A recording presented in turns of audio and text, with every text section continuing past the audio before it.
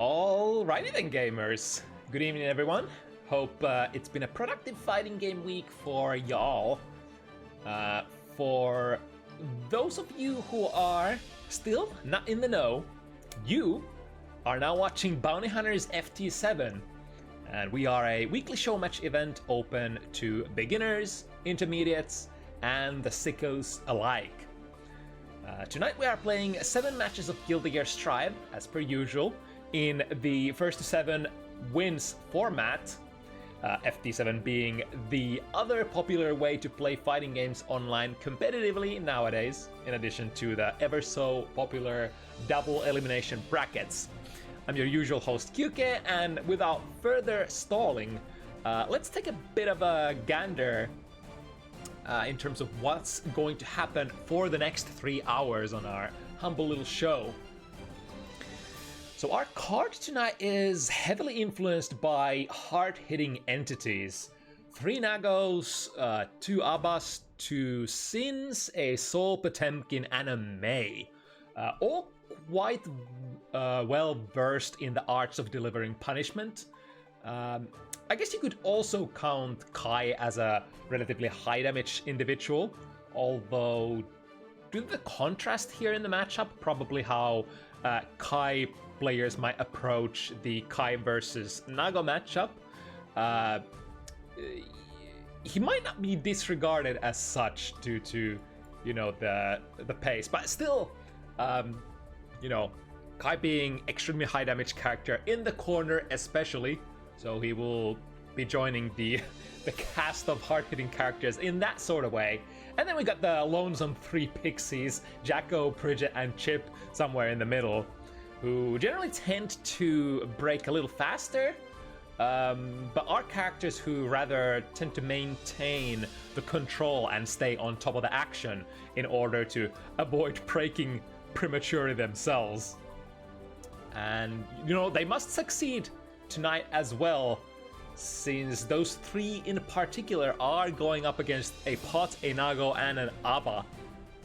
So can't make any mistakes in those kind of matchups. Joining us for the first time today on our humble little show is, let's see, we got Fabs Jacko in the second matchup slot, representing the UK. We also got Yegor Darkstalker, Chip in the number 3 slot, hailing from Russia. And then a double debut in the slot number 5 between Vireca Sol from Spain and Ember Falls Abba from Finland. Let's see, how much time do we have for shit talking still? Let me actually phone the players of the first match first. Or I mean, it's relatively close to the go time, so I guess we should skip all other stuff for now and talk about the matches when we get there. And bring up the first card of the evening.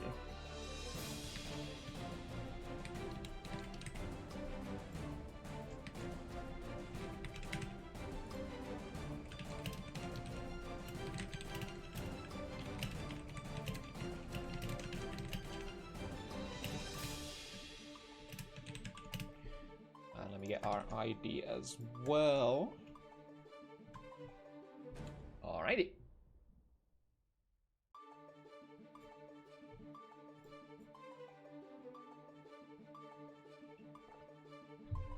So Kai versus Nago is the name of the game. Zawild makes his second entrance on the show since well, fittingly there was a very wild show match between Zawild and Radun on Zawild's debut match on Bounty Hunters. That was quite the show.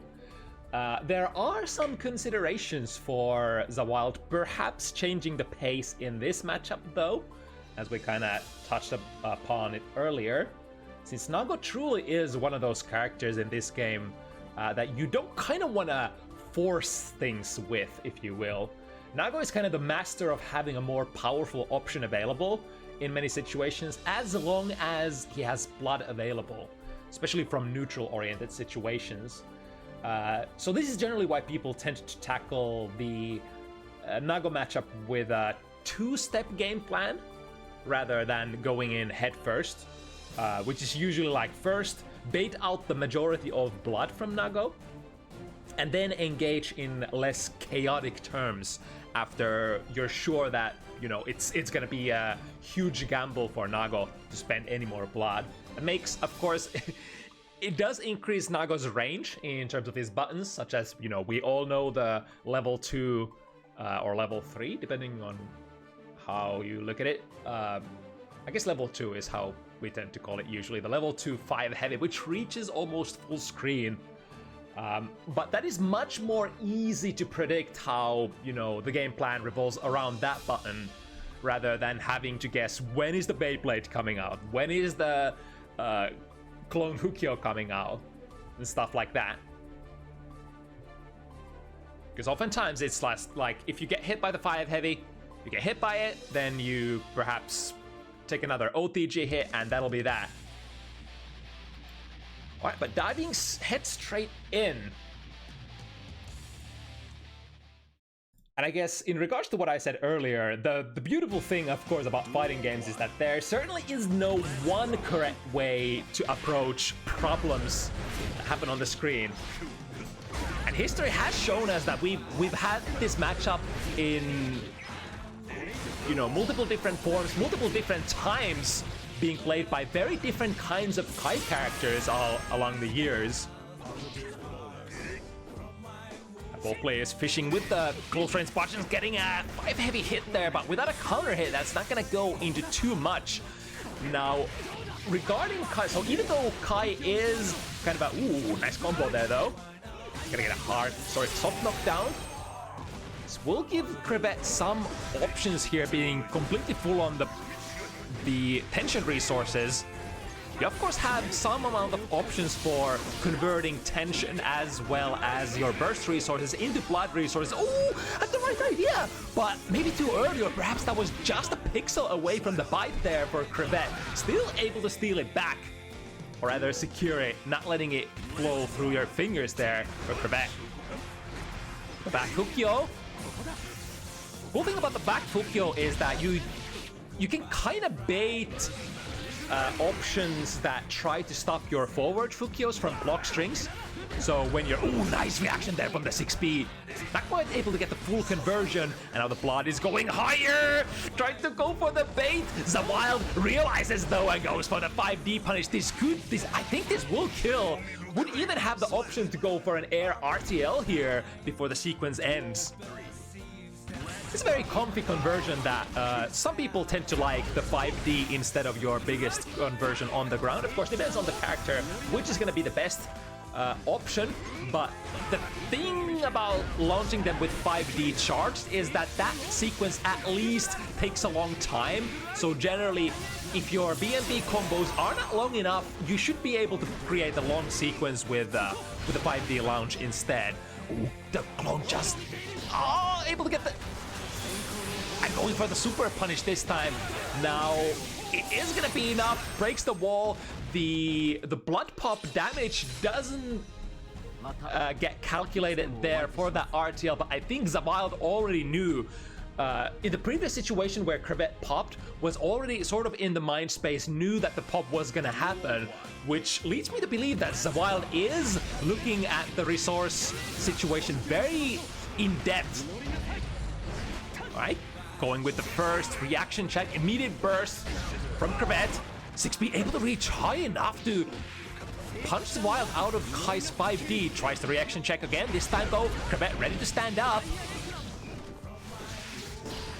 Fully charged. Ooh, big counter hit, and here comes the damage. Lucky for Crevette, the wall gives in just a little too soon. That combo would have definitely killed Crevette otherwise. Trying to save themselves with that RC because they saw that Zawild was backing out of the situation, however not able to secure it back. Lots of respect here from both of these players, understandably so, because but hold that thought, we got a big counter hit again, and this time wall didn't have too much damage going in already, so able to score at least third of Nago's life here. Of course, crevette still on that very good defensive modifier. As long as you haven't invested any levels of blood, you will have the basic like Potemkin, Gold, Lewis, ABBA kind of defense modifier for you. To reversal, this will counter the close slash that crevette was going for. RC, do we still get the tumble? Yes, indeed! Good presence of your own resources as well from zawild, not just the opponents. But recognizing that the RTL from the other side of the screen is actually going to be enough to take the game. It's a very strong start here for zawild already. Being very explosive. It's Sche'Peke going into the conversion, this time close enough to pick it up, and that's gonna be half of your life, finishing with the maximum damage 6 heavy. And can only afford to make a mistake once more, especially since crevette's blood gauge is running down. 2k starter, not gonna be the most hard-hitting. Tries to go for the bite. First is the saving grace here. Good clone. Fukyo goes straight through the fireball. Now the fireball is a really good option for, you know, Kai to control the game, especially at high bloods. But when clone Fukyo especially is available, it is a little bit of a risk here. Gets a bait here. I would say, even though the fireball is a risk, so is the clone Fukyo. So if you can, you know, backdash out of it or jump in a way that allows you to put yourself in a safe place, if Nago burns that kind of huge amount of blood and they don't get any sort of an opening, that's a massive RPS win for you. Speaking of RPS wins, able to bluff in a heavy fireball. 5D tap. Crevette doesn't want to take any of that damage. Understandably so, because they were on that 2 levels of blood. So, ooh, nice bait here. Going with the 2 heavy. Optimal punish. Is gonna lead into a kill. Yes, indeed.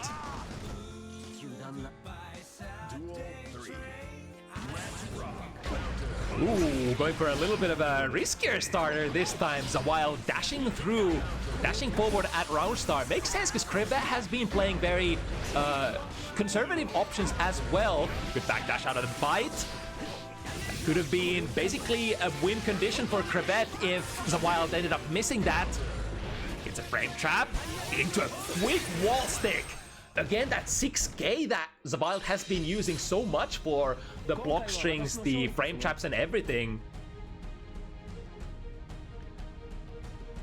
has been paying off handsomely. The sort of the crux of that move generally tends to be if it's blocked, or if the previous button is blocked normally, there is gonna be gap into the 6k most of the time, I believe.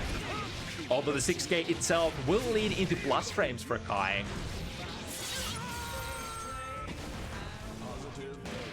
Ooh, gets the half screen dash into a throw, into another one. Basically telling crevette, defend yourself here, take a risk. In fighting games, it sometimes doesn't pay off to be too risk aversive. Oh, and baits the YRC once again. zawild having the scent. And now with the full burst gauge available, the red wild assault comes out immediately, which even though you have to pay a little more attention to in the current iteration of Guilty Gear Strive, because, you know, you generate a little bit less burst than previously, it is still, especially the red wild assault, a very strong option to present almost every single time you can get anything blocked. Whether it leads into a combo or a block string, generally it's in a very good situation for you. Nice timing there through the 6 heavy. Bursts the frame trap, and now it's not gonna unfortunately do much for zawild here. Would have definitely loved to land something on block on crevette in order to have access to all of those resources. Nice backdash, not quite a bait, but ends up plus after that backdash out of the pressure string. Has the RC to make the pressure extension happen as well. This time goes without anything, far slash, and then the bait, and then the patience to wait out the defensive option. Beat the deflect shield, beat the DP, beat a reversal super, all of those. Even a golden burst there would have been baited by that crevette's patient backstep. Speaking of patience and baiting, zawild goes for a soft, hard, I'm not sure if I want to call that a hard bait, but, you know, I guess for all intents and purposes, goes for the hard bait, which doesn't pay off at first. Good angle to jump in there, beats the clone completely. And now with the conversion in the corner, one more. Electrified, crevette already immediately, as soon as they get electrified, recognizes that the flip kick might be coming out, which is like the primary reward for Kai players for cashing out on the electrified stage, creating lots of plus frames, not letting that slip by. And crevette's opportunity to push, very patient option, understandably so, because zawild was on 100 meter. Oh, the 2S from downtown, and now crevette 100 meter, doesn't get to use it though. Tries to skip the neutral, but again, the angle here from zawild to play an option that completely counteracts the clone Hukyo. This time gets to score massive plus frames from the flip kick on an electrified opponent, and we are applying the electricity again, going into the next screen. Full burst available, 5B, miss, frame kill, into a throw, do it another time. And then, crevette does jump out. But the beauty of this maneuver, if you know, or I think it actually zawild ended up not playing the throw option there afterwards, which caused, you know, crevette to end up in a very unfortunate air to ground kind of an anti-air situation. Tries to play the reaction 6B once again, but zawild gets there just a little bit too fast. Also, delaying the flip kick is one option that zawild can play it as they did here. There we go. Clone Hukyo's startup is completely projectile invulnerable. Get the fast slide starter here. Not quite a pop for crevette, but lots of damage being dealt. Have to be very careful here. I think this is probably... So even though Kai is kind of like a jack of all trades, kind of like a Shoto-ish character, he does have the basic fireball game and is able to play matches from very far away, which kind of meshes really well with Nagoriyuki. When Naga goes full blood, he really can't approach very well on the opponent. So having fireballs in that sort of situation for characters such as, like, you know, Kai, Testament, Bedman, Jacko, those are really great fireball characters for sort of exerting control of the situation when Nago just can't neutral skip anymore, when Nago can't even spend blood to move forward anymore. But before that, you're of course more of a neutral machine. It's a lot of blood spent, goes from the DP into a bite. The threat of subsequent special cancels. Ooh, just the tip of the sword. Finding its mark on zawild and nullifying the fireball as well. This is a high-risk situation. We are going to pop unless we get a hit in. This is a full health bar though. zawild goes for an early hard bait. And another one. crevette just doesn't bite. Now the burst is available here. Nice read, but the timing was not quite right there to swap zawild out of the sky. Here comes the burst finally, but the angle, look at that. Too far though. Tries to 6P. There could have been a universe where crevette actually low profiles under that fireball and maybe is able to catch the extended hurt box of zawild. But that universe unfortunately does not manifest in this game. Very close one though. I'm just kind of awestruck by zawild's ability to sort of know, especially when the clone Hukyos are coming, playing himself into a situation where he has a very good angle on the air fireball or a very good angle on the jump heavy. Alright, the DP rings true against that 2S. And now, no, not the third time. But again, that clone Hukyo costs so many resources. That's a clean air throw. Is one of the many tools that you can use against Nagoriyuki, who is trying to super jump forward. In that high plot situation, Nago really does not have any other movement options other than just walking forward, walking back, or the super jump. That can realistically cover any sort of ground. Hukyo into close slash, finishing it up. Very close to a pop here, but not quite so. But again, here starts the Fireball game plan. What can you do as Nagoriyuki? You gotta kind of wait as soon as you have that 0.6 blood bar at least available to play one of your stronger special moves if you want to do anything about it. And now, the math checks out. Crevette is once again living on the edge. 1, 2, 3, the bar slash hit. Drains back a lot of blood. Tries to activate the clone. A little too late here. Is that gonna be a pop? Yes, indeed, bursts, but it does nothing, unfortunately. Last-ditch effort to get some sort of a, you know, I guess there just really wasn't too much to do at that point anymore. Zawild had already scored a combo, and as long as Zawild was looking at the opponent's blood gauge, then it would have been a double whammy. After that combo lands, backdash out, let them pop, and then take another one. -2 out of 6 heavy. Both players disengaged. Ooh, big counter hit. But with the low block, you usually are only gonna get the 5 heavy counter hit into Fukyo 5 heavy, which will set up a Oki situation. Speaking of Oki situation, we are not gonna get a clean one here. Drift forward, sees the 2S active, go into a DP. Good call for Zawild. However, the life disadvantage just a little bit too much here. And now Crevette in a good position to fight for their life still. Far slash into a bite. Very basic stuff. Ooh, not this time. Crevette ready to check that 5D and getting a punish on that Stun Dipper as well. We could cash out here. Chooses to do so. This will lead into a wall stick with that noob. Empowered by heavy fireball within combos. Giving very decent amount of looking damage there. Starting from the house screen. But now Crevette's turn. Are we gonna get the super? Unfortunate. I think miss on the super there. I think it's from the S button that you do those.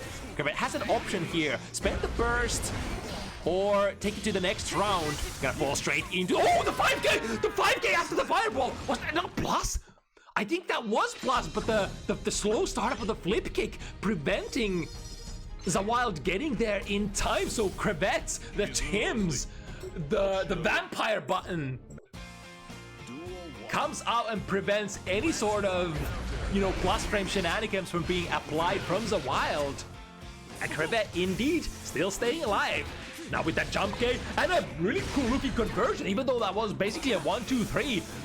Those air combos are not the easiest in the world, especially from, you know, lighter buttons such as K. However, Zawild will get a hard knockdown here, 50% burst and tension available for Crevette to defend with here, but none of that is gonna matter unless you first get a successful block in the initial situation. Alright, we had a very common round start option here. Back Fukyo cancelled into a Beyblade. Very few things that can contest that unless the opponent goes for some sort of a hard read option with one of their slower options. Yeah, recognizes those Stun Dipper hits wouldn't combo into each other, so are seeing to save himself. Getting a heavy fireball here. But the jump arc, perfect spacing from Crevette as well. Landing in a rather safe place in front of Zawild, or perhaps Zawild not quite confident swinging the option afterwards. We are here. Crevette has special moves available, tries to swing with the 5 heavy, but the range isn't quite there. Beyblade doesn't hit, 5 heavy finally finds its mark. What's the option here? We're gonna spend the burst. Zawild wants to end it here. Could be a big loss if Crevette somehow is able to flip the situation around. This is technically a set point position, so one more hit would end it all. Here we go, we spend it all. YRC burst. That was very smart from both players. However, Zawild, I think the brilliance here is going for the YRC before the burst options. That basically guarantees that no matter what the opponent could play afterward, you still have the burst to rely on. But a very, very good understanding of your opponent's options here, knowing that, you know, I don't have to do anything. If the Samurai mix indeed comes out, I have 50 burst and 50 tension to deal with it. As long as I don't get hit by as long as I don't get clipped by the sort of the initial impact of the Beyblade. Right, very strong showing here for zawild, that would be, I believe, zawild won their debut match as well, right? I forgot because the match was so hype, and in the end, it was just like two gentlemen at the end standing upon a pile of corpses. But either way, really good showing from both players. And now moving on, this week we are gonna have a lot of matches that you would usually see towards the end of the show coming up next. One of them being Upgrade Potemkin versus Fabs Jacko. Would be intercontinental or actually no, wait, we got a message from Fabs earlier saying that they actually can't attend. So that would mean that we are actually going to skip this. Give me a second.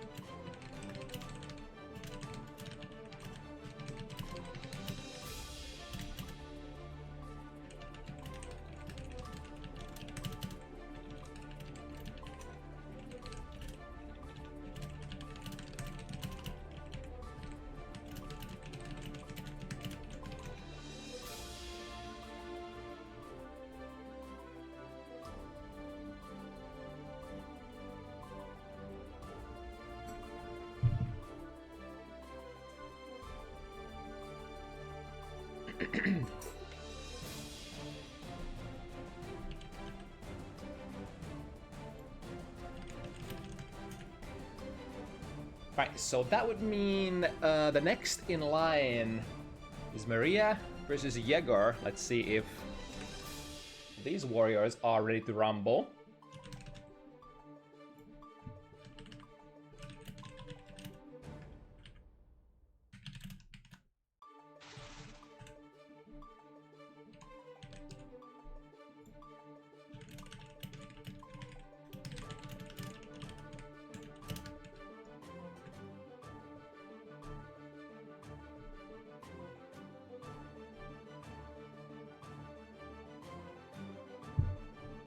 Alright, another Nago matchup, and this one with a lot of contrast, as you might know. We got Chip, one of the softest characters in the game, going against the OG damage character. I guess, you know, Nago and Sol both from the vanilla version tend to be very celebrated, long celebrated damage characters throughout the history of Guilty Gear Strive.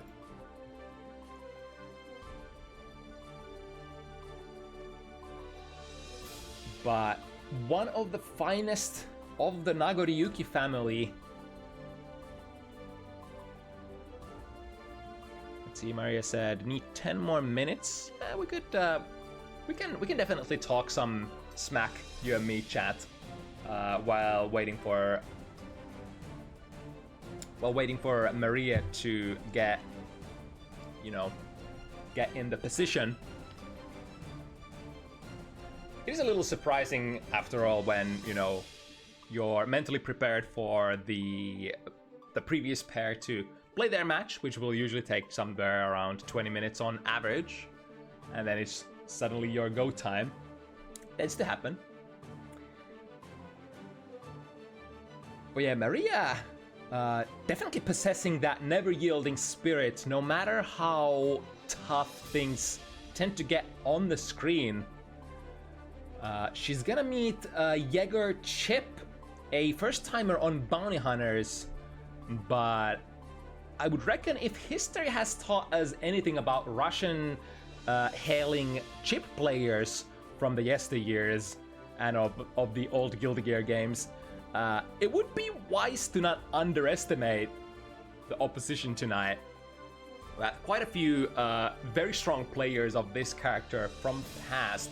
Even though, you know, of course, Chip is quite the different character now compared to Exert and XX.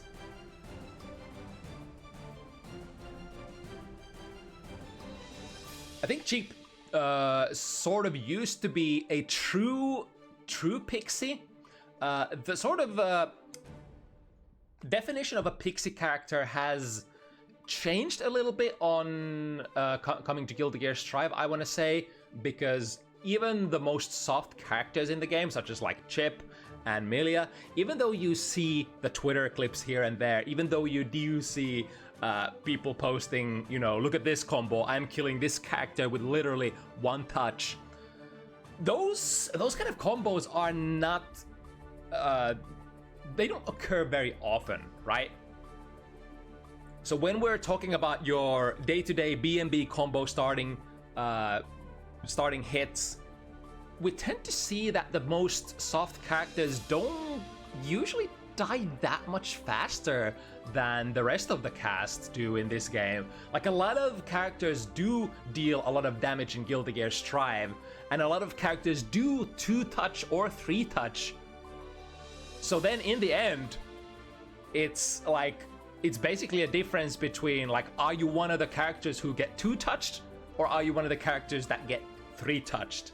And when you are a character that has, you know, all the tools available to you, like, this kind of archetype tends to have basically everything you could ever hope for a fighting game character to have. That's kind of their niche. Because they don't have the life, because they die very fast, they gotta have very, very strong game plans outside of the, you know, the risk-reward calculations. So that makes it so that, whereas I would argue that Chip used to be one of the hardest, if not the straight up hardest character in Guilty Gear to play in previous games, he's not necessarily so anymore.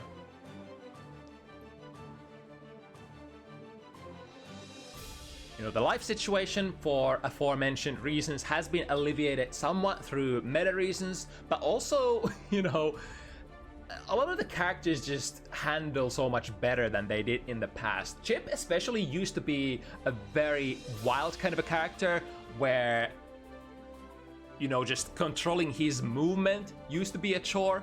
He had very hard combos, probably some of the hardest combos in the entire game.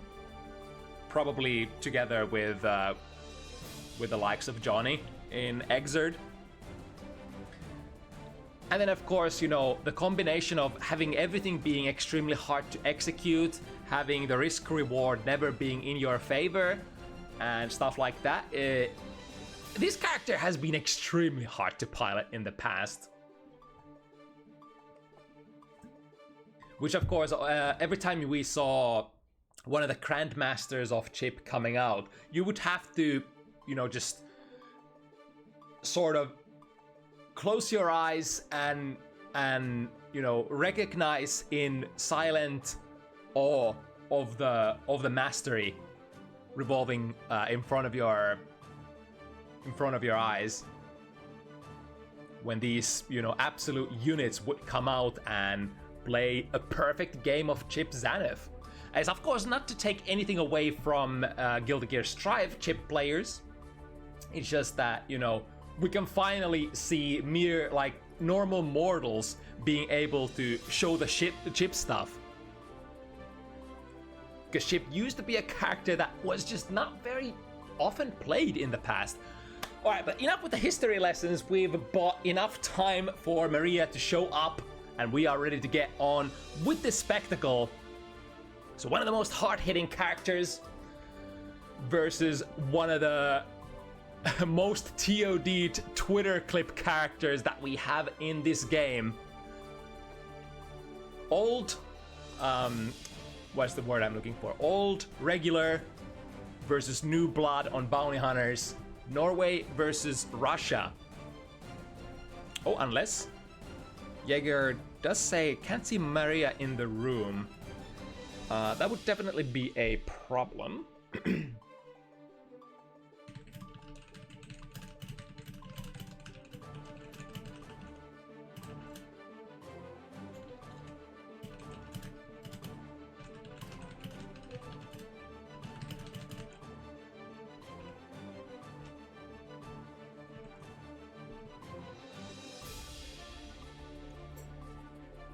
And usually my my suggestion is that we make one of the players host the room, because it has varying decrease of, you know, being successful that the players rejoin the room. But we're gonna try to start with a simple rejoin and see where that takes us. We got, of course, the Jaeger supporters in the chat ready to go. But I'm sure that Maria also has her squad, the Norwegian FGC, hailing for her good deeds and victories on the battlefield. Let's dive into it. Jaeger versus Maria. And if there's anything I've come to know about Russian players, is that they play fairly wild and they play fairly fast. And, you know, case in point, round start, dash in, gold burst, trying to get an advantage that sort of way. Unfortunately, missing with the first big one. Doesn't matter, Jaeger is already working in the corner, and this will be basically Chip's victory condition throughout this set. Try to make Nago. Ooh, that was a very costly whiff, and a costly miss on the Kara Super. Now it's actually Maria's turn to try to turn the tables. She has a decent amount of resources. Ooh, the downwards back alpha gains a hit, and this time the Kara Super finds its mark.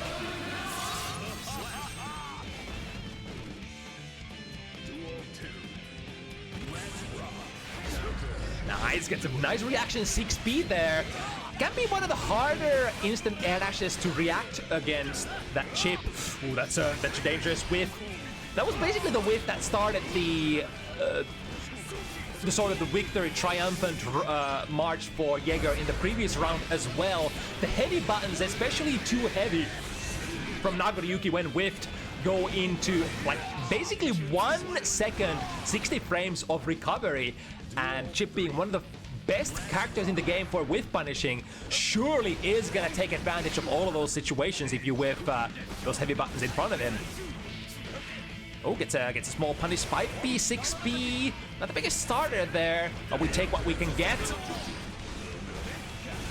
That's the RC here. Yep, basic Chip stuff, breaking the wall, getting the positive bonus, and now we have the option, because this is a soft knockdown. You will probably see Chip players often disengaging from this position in order to build for the 50. Nice prediction from Maria. Knows that the third Vireca could be coming and swings that 6B prematurely, preventing the third Vireca RC from going online. This is, of course, matchup knowledge from Maria, who has played against countless of Chip players, knowing that if she just blocks that, even if she guesses correctly on the overhead, 50-meter Chip is gonna burn that, no doubt, and get another mix-up opportunity afterwards. Right with the combos, resetting into again Rozan, and RC get the bait! Ooh, very costly bait there. There was a lot riding on that hard bait on the burst, using the RC to go into, oh, look at that! Airborne, sees Maria twitch and the DP. This is the Russian gameplay that we've come to know and appreciate as well. Lots of entertaining high-tempo plays. Again, a couple of extra dash steps, pushing Maria into the corner, get the throw, and then goes for a reaction check. Maria, however, not exploitable in that sort of way. Dash in DP, Maria did hit a button there, and gets put back into the corner. Now speaking of going back into the corner, with the cross-up mix-ups. Oh, that's gonna be a big one. Lots of blood available.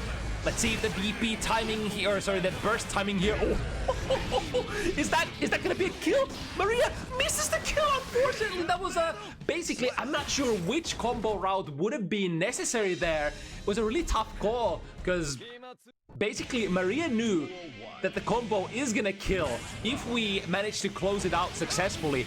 But how do we get there without popping in the middle of the combo? Because remember, Maria started that big counter combo with very, very high blood. These are the tough calls that you gotta make when you are a Nagoriyuki player. Ooh, misses the punish. Oh, but gets the second wave afterwards.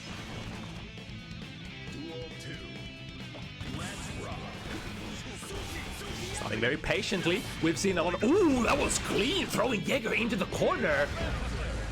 But now dashing DP. The cool thing for DP characters, if you are willing to take a gamble with your life, you can challenge, theoretically can challenge. Ooh! Oh no! Maria ended up crossing herself up! Drifting to the other side. Now here it comes.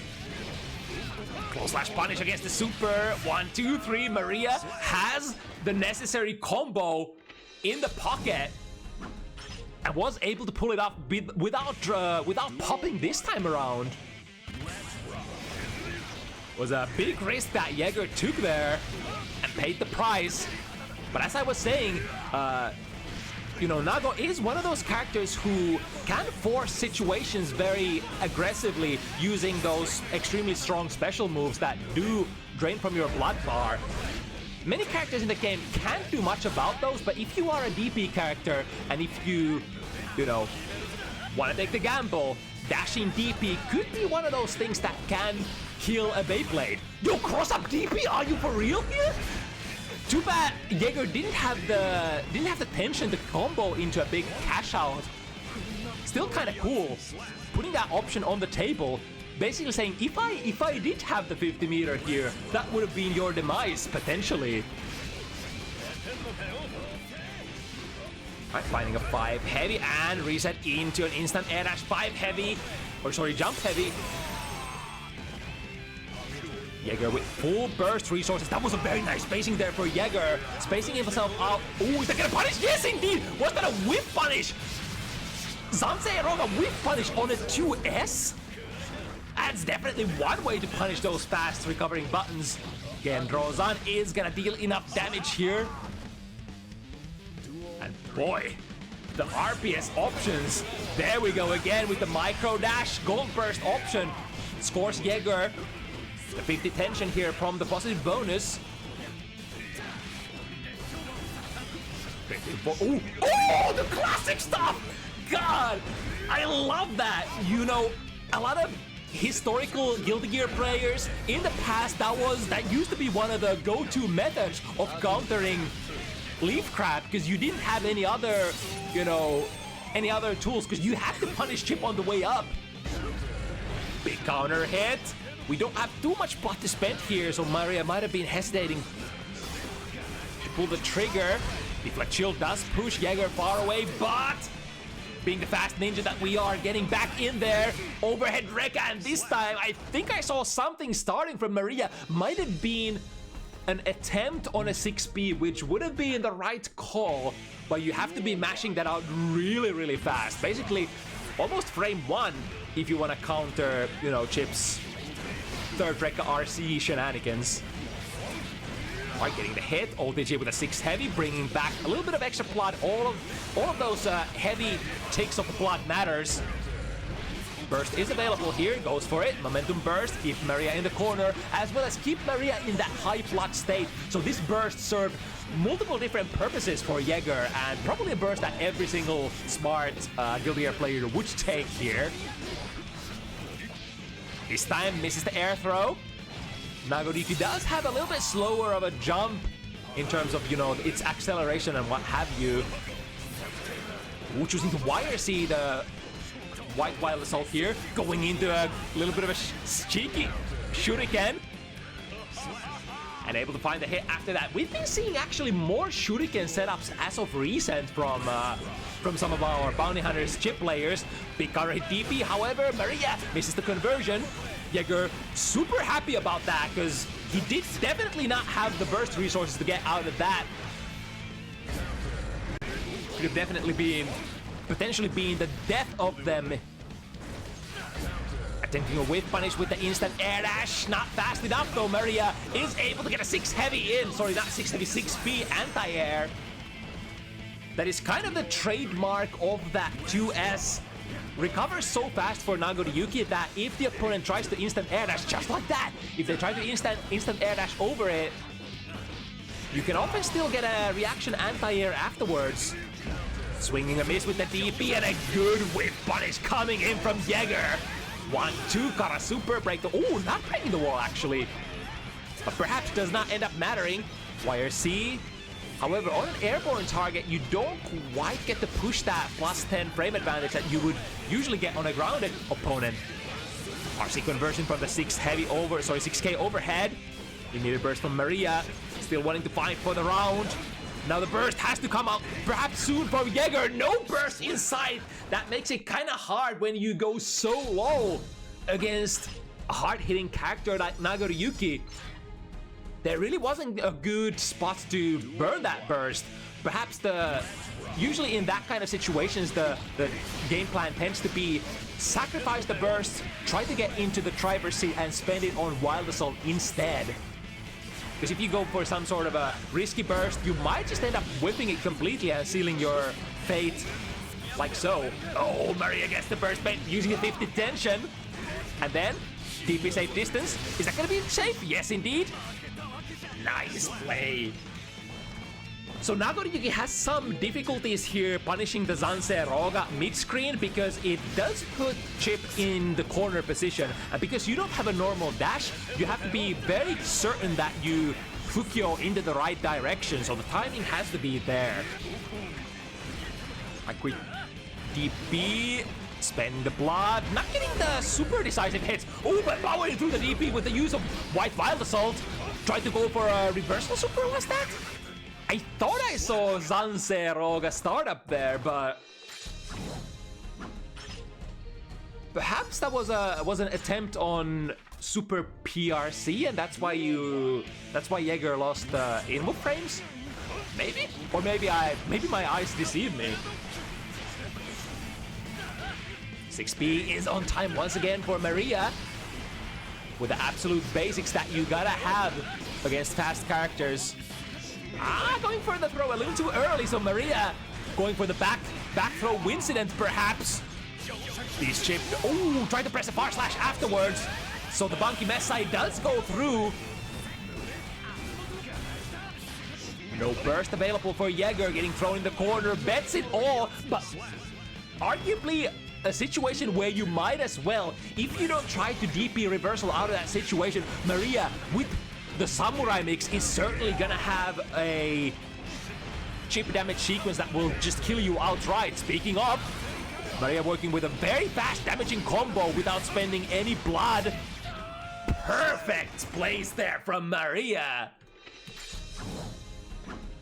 Of course, being a veteran of the character, recognizing exactly when it is time to burn blood for combos and when you have to go for those slightly more economic ones. Even with those biggest starters, even if you get a close slash on an airborne opponent, you still have to know, what can I do with this amount of blood that I have? And again, Maria is working with very limited amount of blood resource here. First gonna come up, no, just going straight into 6 heavy, which is, I think, the hardest hitting combo part that Nago has access to. So skipping into that big 6 heavy as soon as possible, disallowing the opponent from bursting. I mean, arguably, bursting there would have probably been what Maria would have enjoyed as well, but hey, sometimes we don't have time to make those assessments in the heat of the moment, so safety and certainty in the options that you play can be some of the best things that you can ever play. Speaking of consistency, Maria once again with the air throw. Now 6P working out for Jäger as well. The anti-air cannons are ready to load. The backdash shimmy, but doesn't get there in time. This time though, punish on the deflect shield. That will yield a counter hit and will spell death for Maria on this round. This would be the perfect time to start the mini run back here, for if Maria gets this round here, it's gonna be 6 points against Jäger's 2, which would be a kind of tough kind of a situation to fight back from. White Wild Assault now -3, so Jäger takes their turn afterwards, pushes Maria into the corner. We have a lot of different kind of resources here. Finds the low. The cost is 50 tension. Ooh, the cross up! And then the stick.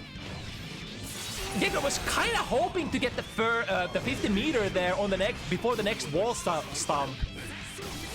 Didn't quite get there, but still ends up working out perfectly for Jäger. He did have to manage to predict that that bite though. If Jäger takes that bite, that round is probably sealed and his fate is, you know, his fate along with it. Alright, -2 once again from the 6 heavy. It's kind of a makeshift kind of a round start situation. Maria waiting for the burst never comes. Waiting so long that Jaeger actually gets an opportunity to press their own buttons here. 6 heavy swings and miss, no OTG for you, and now Jaeger potentially with a comeback attempt here on this round.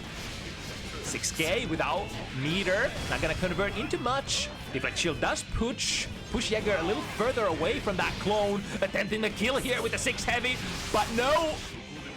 There we go!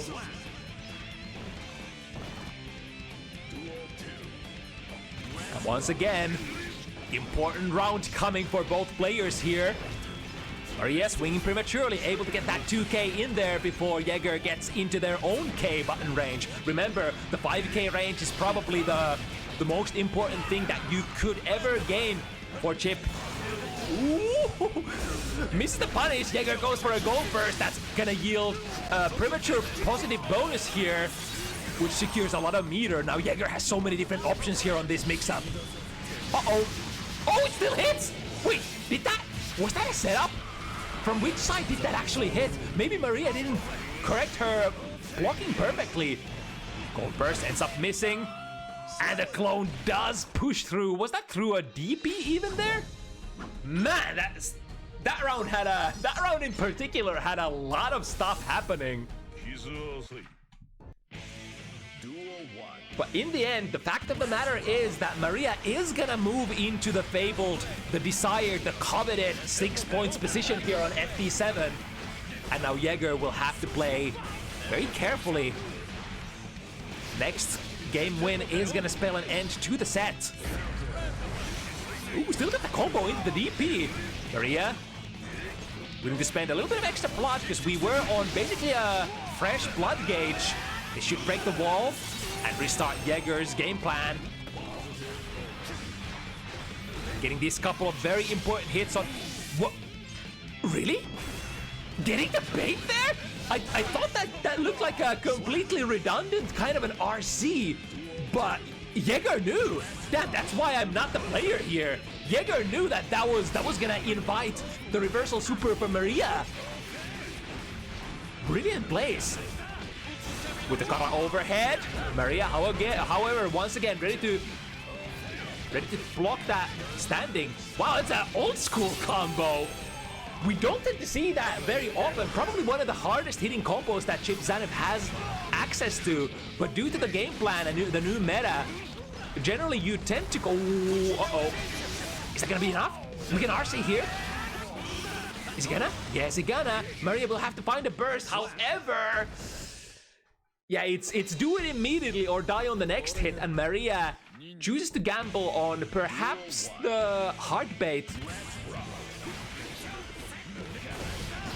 No real good options there when you are that low in health. Only 50-50s, and sometimes we guess wrong. Ooh, perfect spacing on that cross-up. Jaeger, ooh, missing the kata cancel option here. Had that happen once before in the first set, or first game rather. And a big punish, yep, immediate burst, doesn't wanna, would have probably gone down even with Maria's low blood gauge or high blood gauge.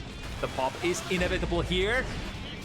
I really like this conversion, so we were talking about the 5D conversions against Blood Pop Nago. The other reasons is if you have a lot of damage on the wall already, if you are in that position and you want to make the combo very long, you can kinda ignore the wall, the position on the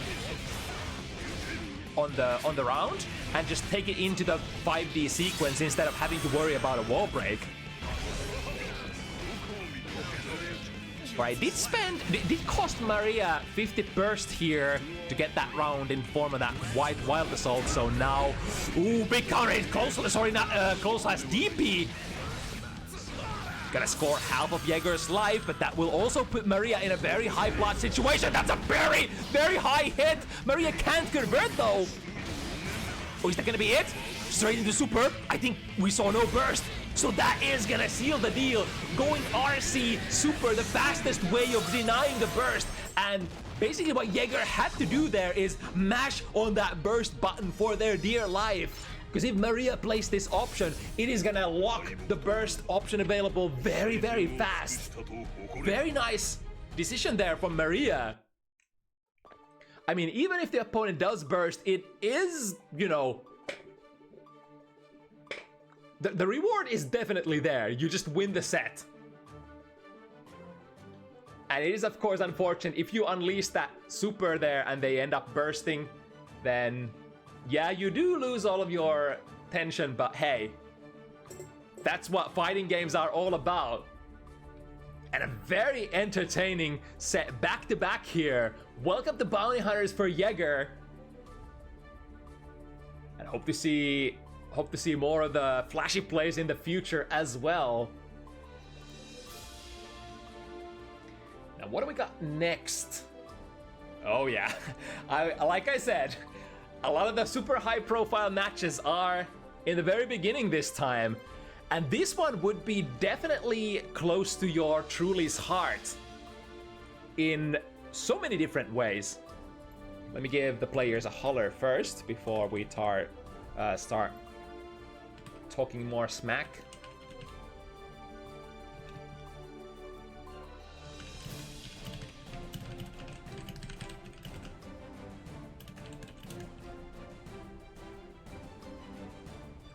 So not only is, you know, of course, Blisske, it's really hard choice here. Blisske, of course, you know, part of the Sin Nation, as is yours truly. My favorite character since Exert. So gotta always cheer for your homies in that sort of way. But also Hoplan, one of my most what's the word I'm looking for? One of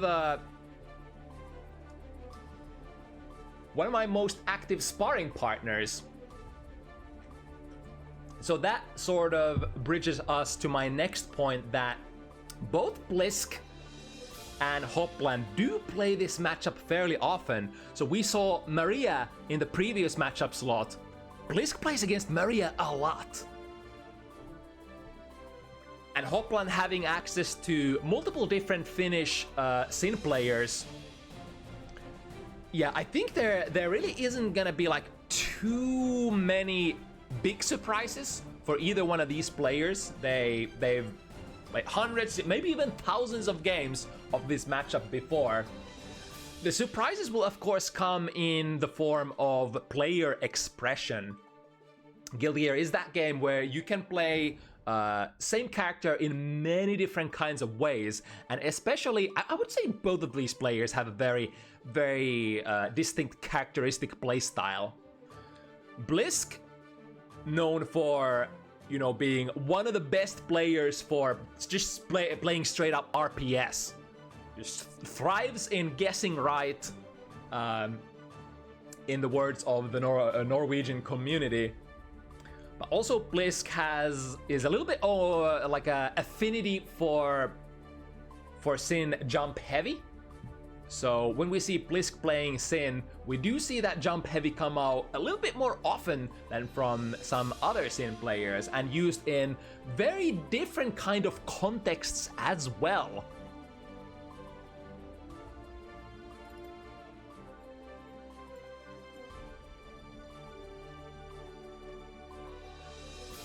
But now the question is, do we have a Blisske? I believe we have Hoplan already. But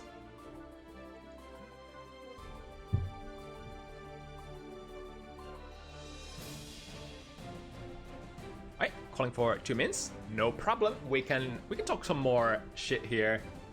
And buy a little bit of time for Blisske. So of course the matchup from, you know, okay, coming from a slightly biased point of view here as a Sin player myself, this matchup is generally not appreciated too much. Not the most favorite matchup for Sin players. for these two characters are actually on a surface level, I guess like even on a slightly deeper level as well, very similar kind of characters if you think about it. They both have their sort of unique resource that they leverage into powerful combos, powerful pressure sequences, powerful RPS, and when that external resource is available, they get to do some fancy stuff. They gotta try to sort of resource manage to have the right options available in the right situations, but also both characters play neutral rather similarly as well. Far-hitting characters, very neutral-oriented characters, both characters very capable of skipping neutral on a moment's notice by burning their external resource. But the thing is that Nago does it slightly better, and justifiably so, because, you know, arguably Nago pays higher price in terms of his unique resources when he goes into the powerful special moves, right? Because getting blood back basically requires you to either land a lot of certain kind of hits or to score that blood-sucking universe, that command crab that just resets you to 0. Whereas Sinkisk only needs to stop doing stuff, needs to stop doing, like, no matter what he does, as long as you don't use special moves, the stamina is gonna come back eventually. And once it's back, you're back in fighting shape. You can do all of your, you know, hardest hitting combos. You can go into that Elk 2, get +8, or spend another stamina, go Elk 2 into Gazelle Step, +6 in their phase. Very powerful kind of situations that you can create with stamina by forcing the issue. Just like Nago can force the issue by burning blood as well. But generally, like, having the initiative at the start of the round is very valuable for Nago. And having sort of a little bit of an edge in certain button interactions, especially when it comes to mid-range button interactions. Like, of course, at full screen range, both characters fairly good, and the RPS is like fairly even-ish. But when it comes to like 5k range for Nagoryuki, like further than like jab and K button ranges, Nago tends to be like very, very good against Sin, and the interactions tend to be sometimes frustrating for Sin players.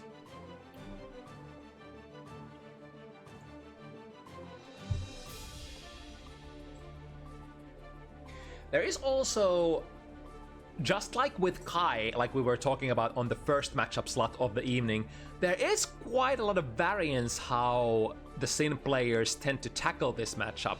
Just like where Kai players can choose to play a little bit more aggressive, take a little bit more aggressive approach and try to perhaps actively engage Nagoryuki before the blood is high, the same way Sin players can do that as well. Certain Sin players, such as, you know, yours truly, try to play a little bit more slow and try to bait out the blood from Nago. And that basically gives you consistency, gives you more certainty to know what options can be played by Nago. When you don't have to worry about Beyblade, you can actually play neutral way more liberally. Beyblade is basically the big differentiating factor why a lot of stuff, you know, not just using your normals or special moves, but also why walking back and forth is so dangerous against Nagoryuki. You take a couple of back steps, you walk forward, bam! Beyblade, it's gonna catch you low. Mankind. And that's a problem for a character who would like to play like, you know, Street Fighter kind of, playing with the spacing kind of neutral. Because you want to stay mobile, you want to stay moving, you want to stay adjusting your spacing. Right, by diving into it, ooh, missing that jump in, Hoplan does get very close to popping. Is that actually gonna go into a pop? No! Please try to interrupt with the 2B! So the pop gets decent amount, I would say big value here in context of this situation, because Hoplan was so high on blood, he could easily pay over half of his blood and get all of those, you know, external resources back. Because we were, like we were saying, it's hard to do stuff against Nago when he has blood available to spend. Here's the DP though. I would say if Blisske has one super strength in this matchup, it's, you know, his affinity with the RPS, his willingness to go into those high risk, high reward plays. And on the other way around, Hoplan might be a little susceptible to very wild kind of plays. I've seen Hoplan having the most difficulties in tournament sets, in you know, casual sets, in all sorts of situations against players who, you know, are very good at using DPs. All right, with the stagger pressure, spending that 2 stamina to go into that point blank +6 situation that we were talking about. And in the corner, you often have very good pathing into non-stamina using combos. Backing up a little, letting the stamina recharge. Blisske is once again in fighting shape. However, the perfectly spaced 2 heavy.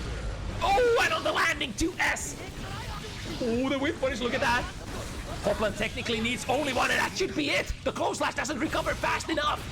That's definitely one way to counteract that 2 stamina burning option that Sin can use to get into those plus frames. Just interrupt. There is a 1 frame of gap between the Elk 2 Gazelle into a close slash. And Hoplan opens it up. Right, close slash.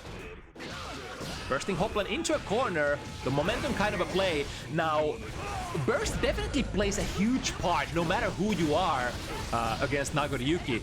I didn't check the blood, unfortunately, and Hoplan once again getting big value from that empty blood gauge here. I won't get to use that. Blisske able to push the opportunity, push the advantage. Make sure that no blood will be spent anymore on this round. Even go with the safe jump. Need to find a hit. Can take a wall break here, able to build into that 50 tension, which is ever so important for Sin Kiss combos. Almost every single combo that Sin does will end in a super. He's kinda... Oh, hello? We good? This still has a life disadvantage, or advantage here. YRC into +6, or +10.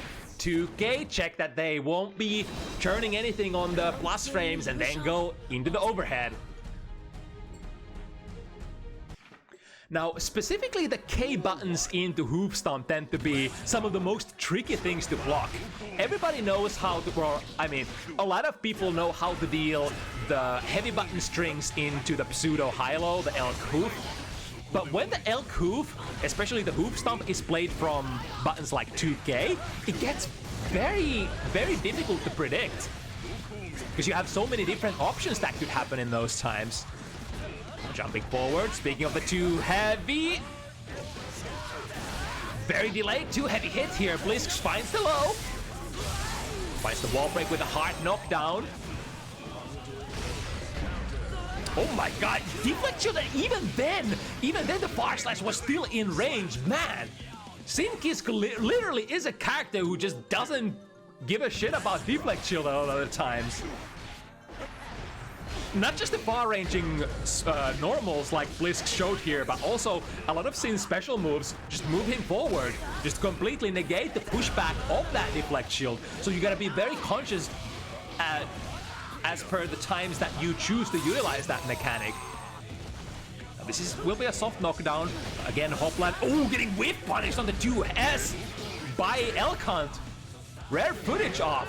And there's that Blisske. Trademark jump heavy from the neutral jump. You go either into land elk or into a very low air dash jump heavy, and that caught Hoplan off guard.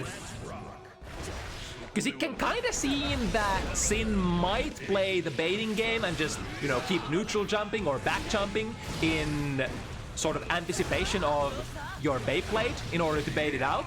But then, when you're just about to land, you go into the late air dash instead, and if the Hoplan is not ready to go into a 6P instead of that too heavy, probably gonna get hit by that jump heavy. Now speaking of getting hit, through the wall we go. Big hit for Blisske. Blisske almost at 100 burst as well. So we have so many different tools for making this work out. Misses the super cancel, unfortunately. Ultimately, will not end up mattering because Blisske still has the frame advantage, the full Oki on the heart knockdown. To Az, big round star. Blisske chooses to burst for the damage. And spending the 2 stamina for that corner carry, corner push, as well as plus frames. Into overhead once again, and quick hit confirming to 1 hit. Kara super has become even more important as of the recent patches. Ooh, perfect space to stand, and the bait! Blisske with brilliant plays, misses the punish though. So Hoplan might actually find some highway robbery here into the samurai mix. Doesn't block the, was it? I think got hit on the low, instead standing up. Which is actually one of the things that I learned myself recently. If Naka doesn't have the 50 meter to convert out of those overhead hits out of the samurai mix, then there's really no safe way to make himself pop. So versus Naga, who doesn't have 50 meter, yeah, it is quite comfortable to just stay low blocking, even if you were to take the overhead hit.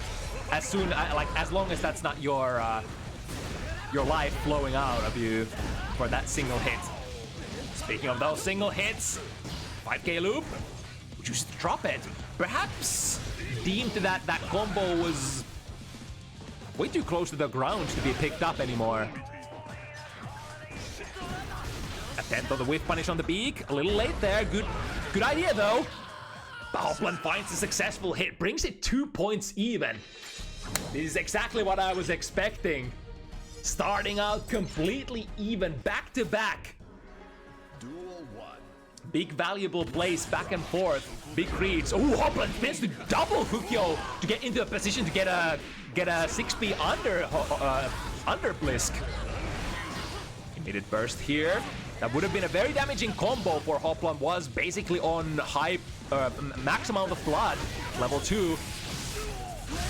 2 into, you know it, every far slash when Sin has 50 meter will lead into that, tries to throw, gets caught by the overhead, stands up for the next one, and then the back walk, not even hesitation, the Predator taking a couple of back steps, preparing the kinetic energy on their hind legs, ready to strike forward if the opponent makes any sort of false move.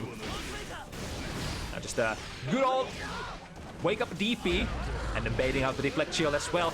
Hoplan does love the deflect shield quite a bit, I would say, which might be sort of a, it might be a little bit of a weakness in this matchup because Sin Kisk is so powerful against that mechanic. The first hit too heavy into an overhead opens up Hoplan for a decisive combo. Blisske once again taking the driver's seat, but for how long?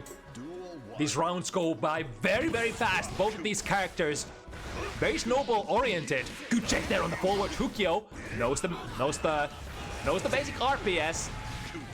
Of course, this is the second part of the RPS when you Hukyo backwards and then whiff punish their button if they try to catch your forward Hukyo. Into nice clean hit will secure a guaranteed wall break from basically a half screen position. With the expectations that the 2S is going to be cancelled into a frame trap, Blisske dashes forward aggressively, some would say even greedily, cashing out on that respect and getting a throw. Bar slash into wild assault, unfortunately. Oh, there we go! Hoplan's got the counter strategy, ready to throw the elk.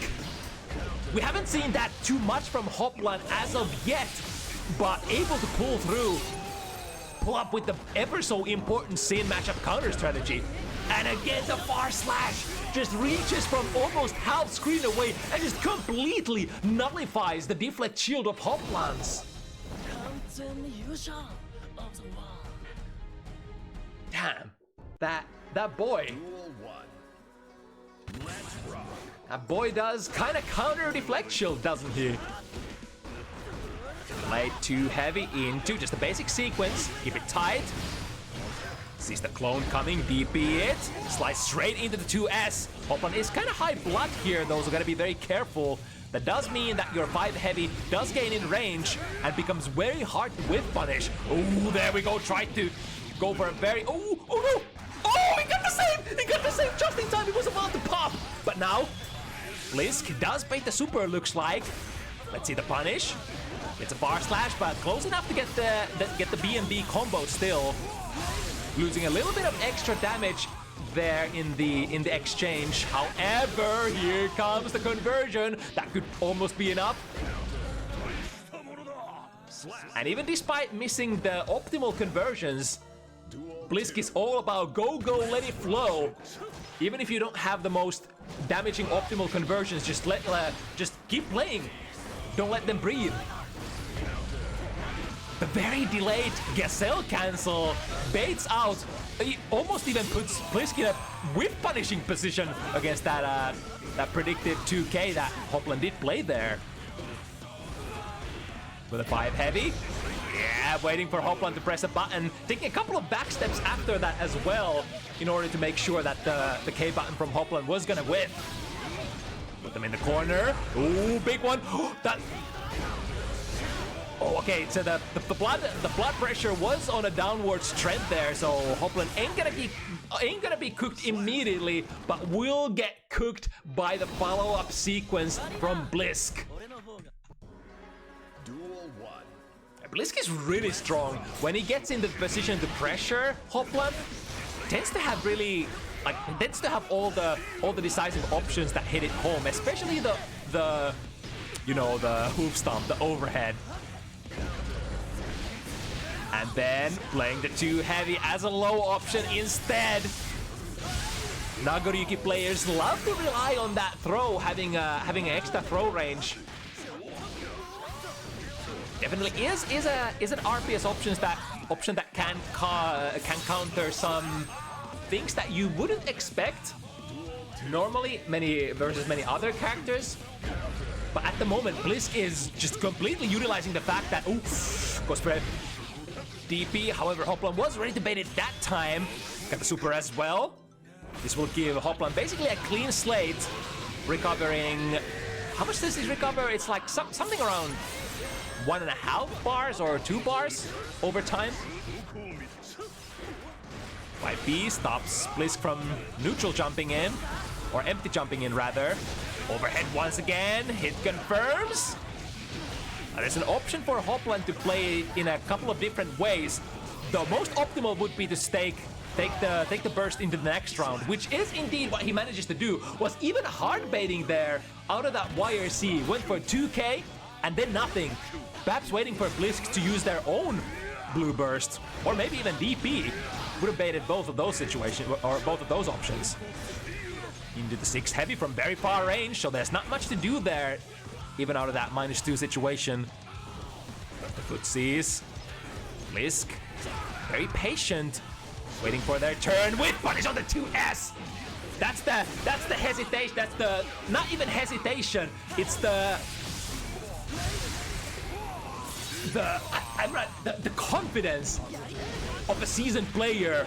Oh my god, and the forward command dash calls out the deflect shield once again. It seems like deflect shield just not doing anything for Hoplan in this set, being more of a liability rather than a saving grace.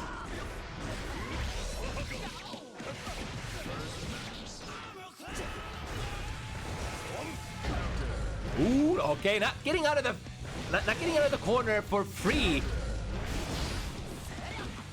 Hoplan getting a successful backdash out of that close slash. Gotta be really careful with those, because usually most characters tend to be plus afterwards. Nice catch on the backdash. 2S. Working as intended. Very important part of Nago's toolkit. But here comes Blisske. Overhead RC.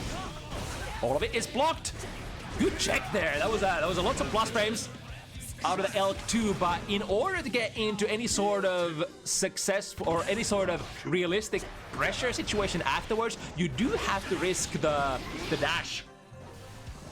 And that time Blisske didn't have the stamina to get in there for free quotations.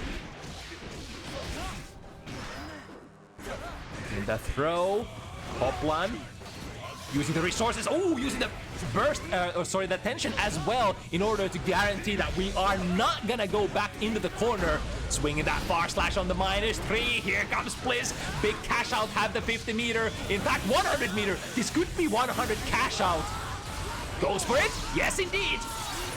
But as a result, this will put Blisske 0 tension at the follow-up situation, or at the subsequent situation. Still probably it's an okay play for sure, because that puts the opponent so low health that even a jab would kill them.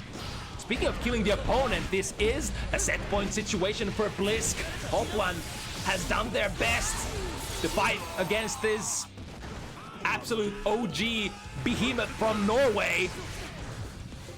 Lots of blood being spent on that situation. Tries to skip the neutral, with an option that saves blood. Good spacing there, punishing the empty Elk. And here comes the trademark Blisske late air dash jump heavy once again, catching Hoplan off guard. Perhaps you can blame all the other sins that just don't use that tool in that sort of way. Perhaps making Hoplan think that it is gonna be a bait, trying to bait the blood out. But he's coming.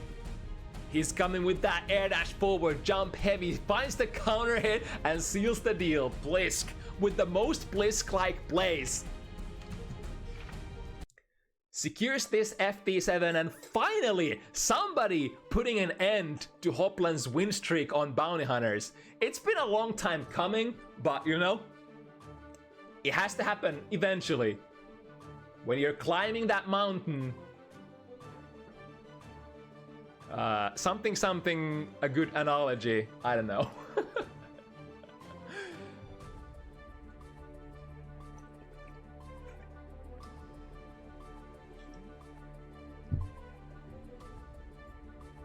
All right, then taking a little bit of a step back to the rookie/intermediate bracket matches. Now this would be our pair of the evening, or rather the double debut match pair of the evening. Both Vireca and Ember Falls for the first time here, representing the hard-hitting characters. Vireca with the standard soul bad guy, the punch man himself, and then Ember with the new age stuff. Abba with probably, when going into the install mode, dealing even more damage than the likes of, Mr. Bad Guy or Nagoriyuki or, Goatluis himself. I'm hesitant to say more damage than Slayer, but I guess, an install Abba should usually deals more consistently the damage that we often see from Slayer, but relatively same amount of, amount of damage between those characters when the damage conditions for Abba are achieved. Right, give me a moment, So Vireca is already in the room, so now we need only Ember.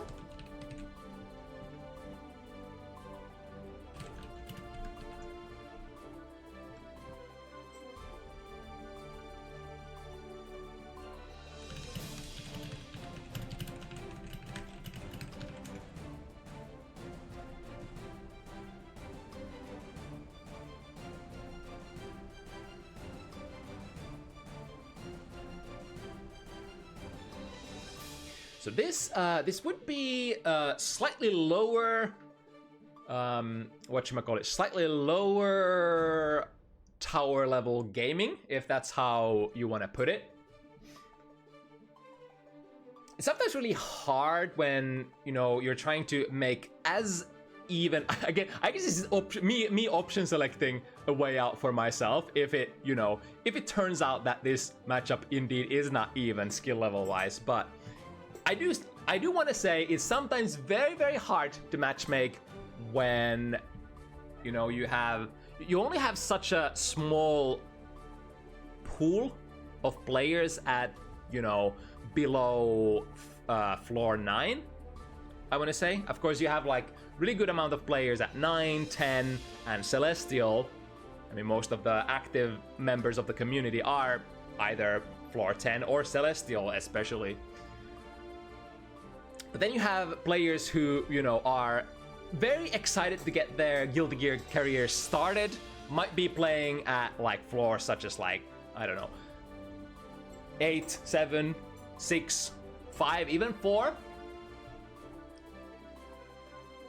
Wanting to find, you know, as even of a matchup as possible for those players can sometimes be hard.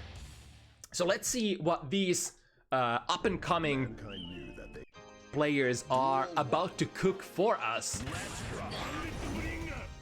Names are reversed, so let's fix that before we get started. And here we go. Of course, resource management extremely important for ABBA. You have to have certain amount of jealous rage meter ready to go if you ever want to activate. I mean, technically, you can skip into the mode with your reversal super and or key grab if you are able to combo into those.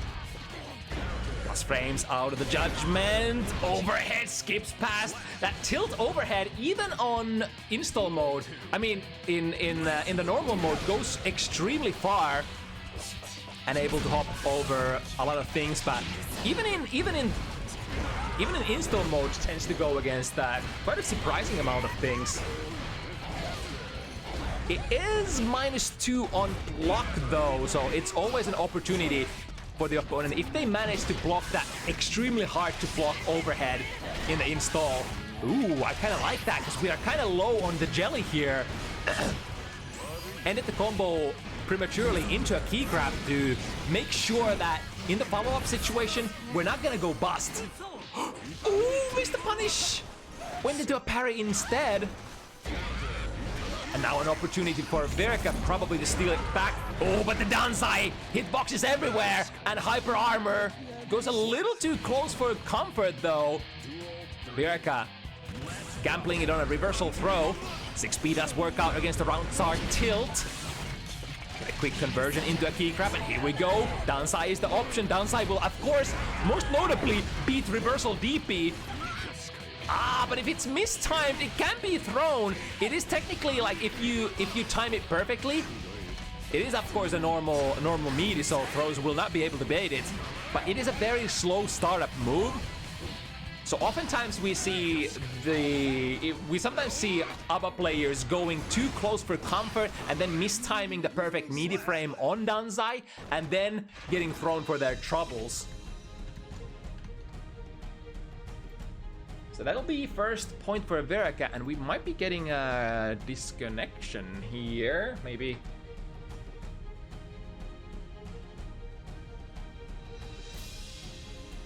It's been a while since we've had one of these.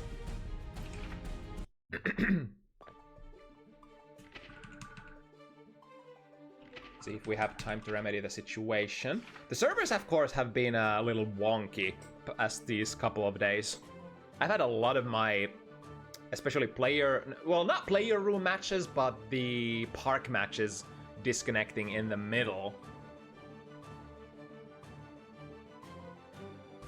Gonna lose this one, but it is still early into the set.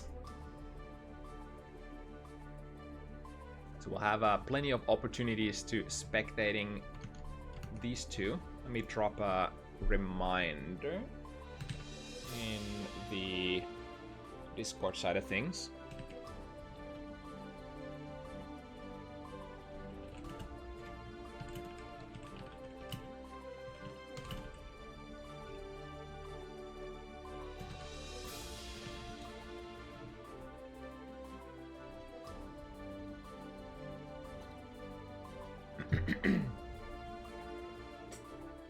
But yeah, the Oki game for Aba when she has install active is very interesting, very different compared to the RPS that many other characters get, because she has the very unique tool of saying, your reversal option matters not to me, if I guess right. And technically, it is of a button that gives you plus frames as well, the Danzai, of course. The downside of Danzai is that it pushes the opponent away very, very far. So Ember would be the victor of that one. Let's put it back to rematch. And 1 point for Ember.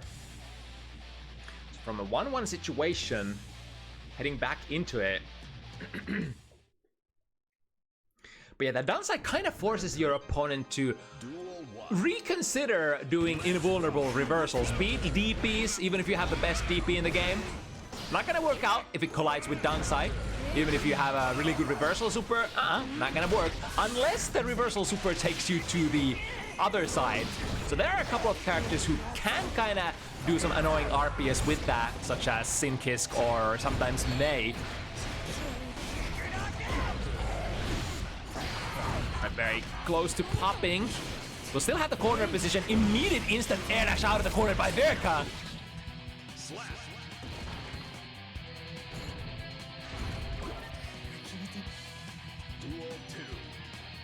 But not able to get into the safe position. Round start, Vortex gets a nice and nifty conversion into a hard knockdown there. I like it. Not going into like too hard of a juggles is of course very important. Like all missed combos are, you know, damage that you did not score, or rather, it's better to score some damage and a knockdown rather than just completely miss your conversion and probably lose your Oki as well. 2D is successful, the close slash. However, wrong conversion. Getting lots of hits for Vireca. We have the meter as well to hit confirm if needed, but it ain't gonna be needed here this time. His throw is enough to take care of that one. Switching sides with their special moves. How minus is the second Reca? I think on point blank range, very punishable, but that looked like a very, very spaced kind of a Reca 2 situation for Aba. Now, Aba would definitely like to get in close and personal, especially since the Jealous Rage mode is activated. There can be situations where you recognize, alright, I just don't have enough jelly to play this anymore. So you back off and get a manual uninstall. Good block on the overhead. Vireca able to patiently wait out the pop, and now big counter rate. Yeah, had the first, that wouldn't be the end of them. 6S is gonna be called out by the super, but unless you are in the install mode, it's not gonna do too much, and you're certainly not gonna get plus frames out of it. This should be enough, right? Key grab, no, not quite, but the chip kill is real. YRC was exactly what the doctor ordered. I think if Vireca gets if Vireca keeps blocking here without using the meter for the YRC, probably just gonna get chipped out, right? So RPSing with YRC was kind of the best option there. Either by just spending it immediately or baiting the opponent's bait. But I mean, that would be kind of high on the Yomi layer, so you probably want to keep playing just the obvious option first. You're getting a little too close again. The reversal throw works out. It should prevent Vireca from doing anything. In fact, pressing something. Ooh, the close slash was still active enough. 5D as an anti-air? We take those. Plus frames on the key grab. Forcing a little bit of jelly build-up as well. That was plus on the blocked key grab, but Vireca brave enough to press 2K here. So of course, with a very strong 2K, I believe. Is that one of the 5-frame 2Ks, right? Mr. Bad Guy, of course. Extremely strong buttons for close mid-range pressure and RPS. But so is Aba. Aba has, of course, 4-frame 2P, but also one of the furthest reaching 2Ks in the game. Keeps hammering with the 2 heavy. Eventually, you gotta hit something, right? A little bit of jelly left here as well. How will Ember choose to play this? Quick punish here on the 5k. And the manual is uninstall. I like that. Then into the install. Shoot.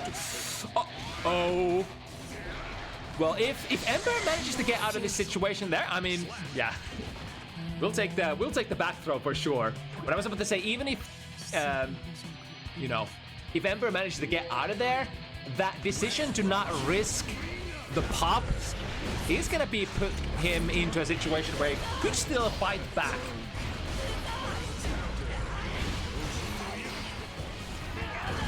Ooh, the second hit of downside finds its mark. Overhead, RC.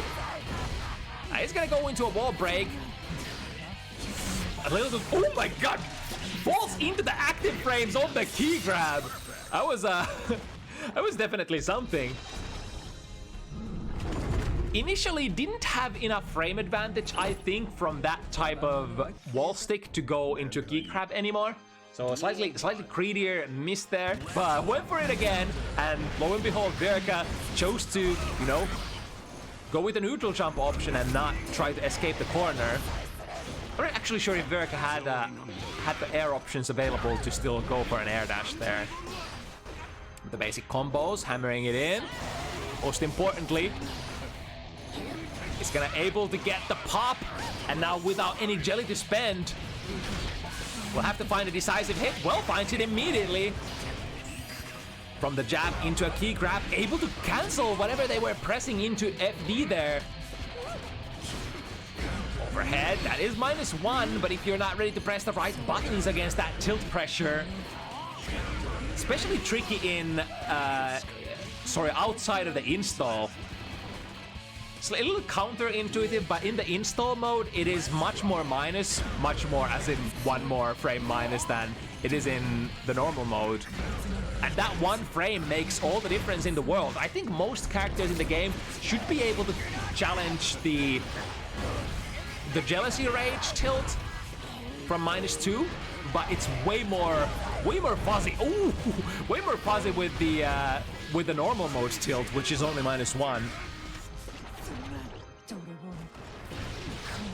Nice, scoring a stray hit, but that doesn't build too much jelly back. Remember, you have to get past that first 4th threshold if you ever want to get a raw activation. Alright, throw. Works wonders once again for Ember.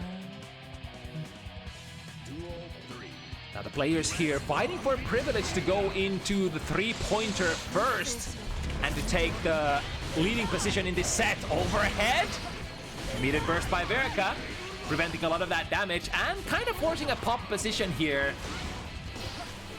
You could think burst being sort of extremely important versus ABBA as well, the same way that, you know, burst is extremely important for the Nago matchup in order to make those pops happen.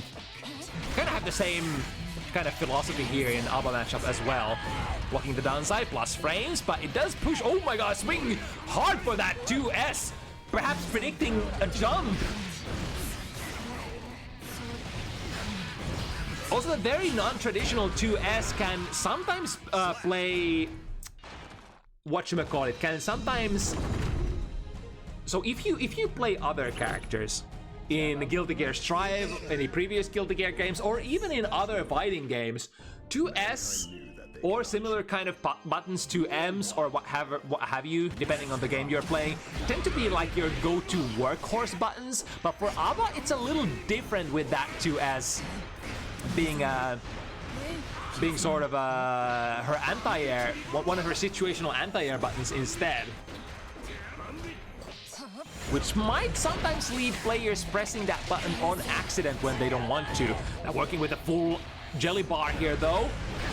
Vireca does get an important interruption, tries to air dash over, however, the big reach of downside, preventing that from happening. Runs into the other side, no worries, we still have the conversion. The downside luckily seals the deal because Ember would have definitely popped after that. Jump D being the funny tool for some amount of RPS. It does change your trajectory and your momentum in the air a little, so can be used for jumping shenanigans. Through the wall, we are still in jelly mode. Swing and miss with the too heavy, no reaction, so we're swinging again, too heavy. The premium low option 2-hitter. Let's see, no buttons being pressed, so we go back to neutral after that, but the close slash, sorry, the far slash even. Neutral, like even the normal mode far slash ends up being surprisingly important tool. It is a tool that is very hard to use, as, you know, yours truly has found out.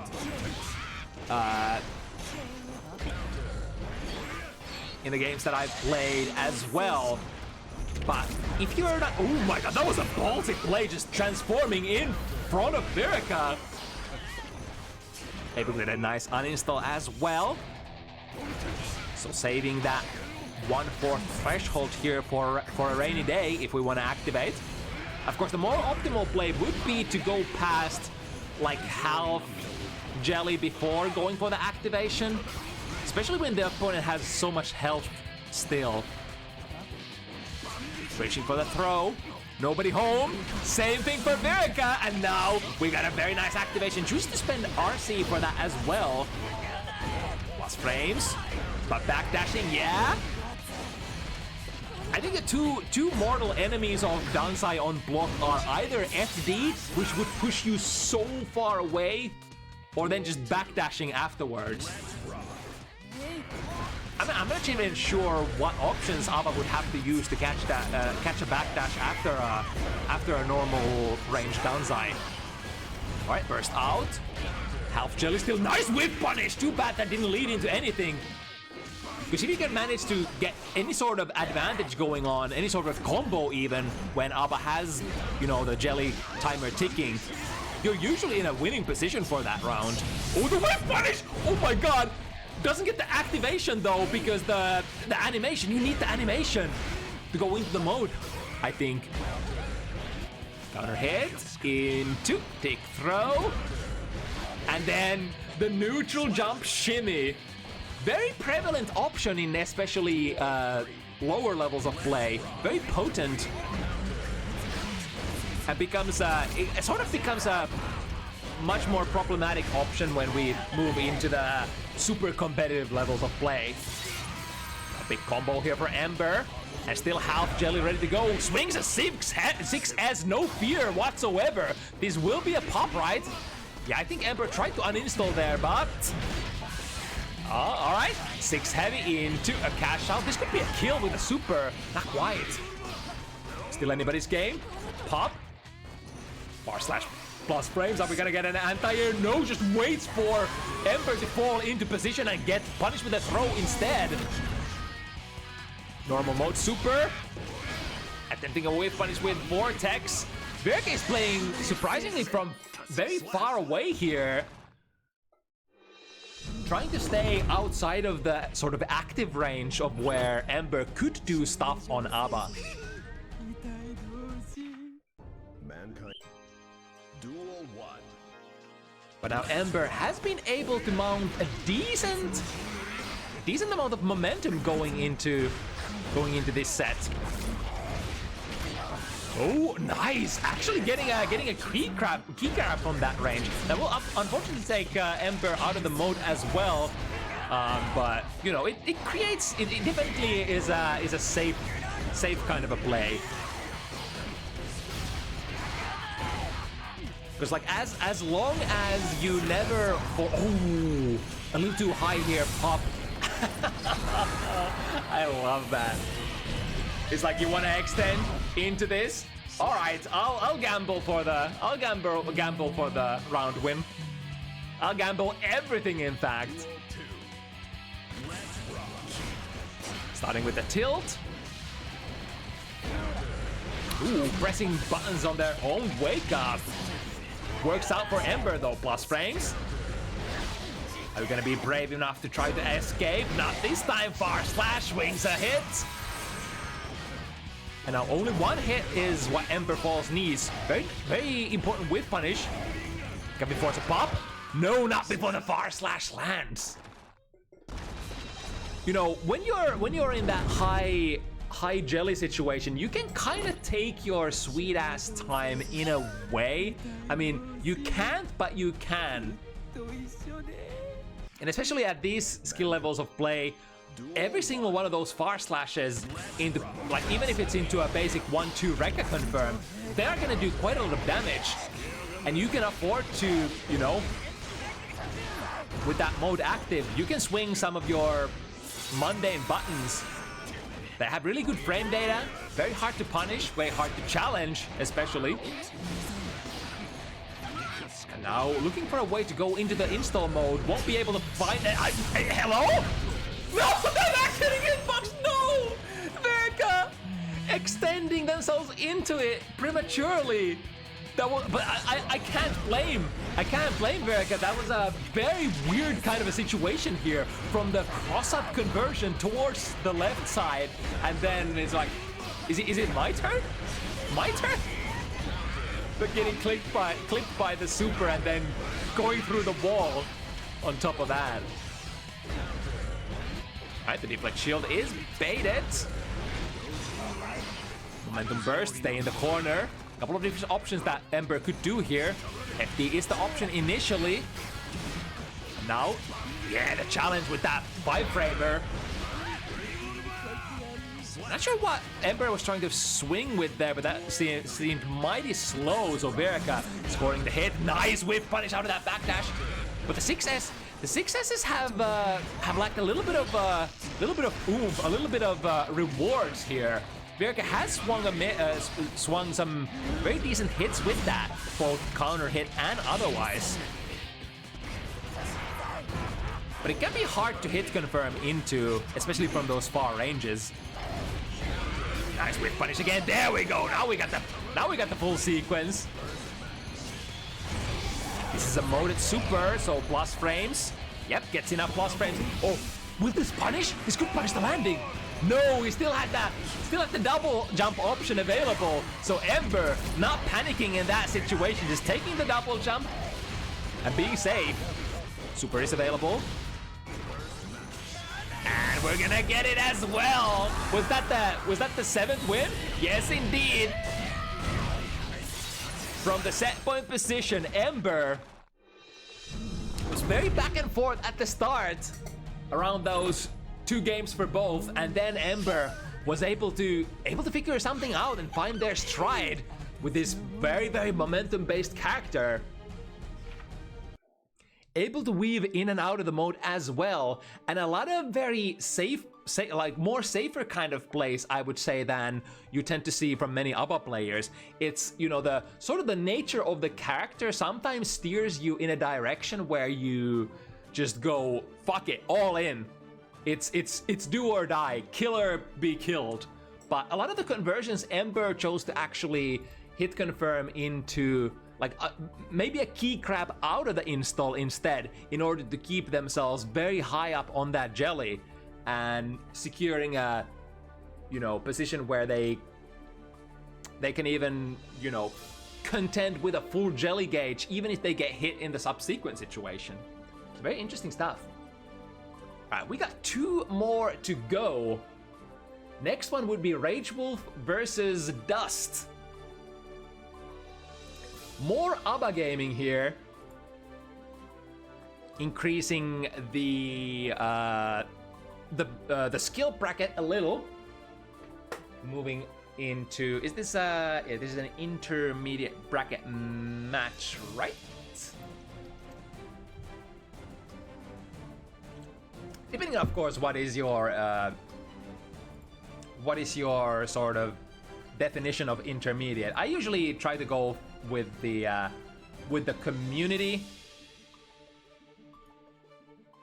The community set standard, which is roughly around, is it, as long as you're under 1 point, is it 1.9k or 1.8k, right, is usually the threshold for intermediates, and then you go into the open bracket material.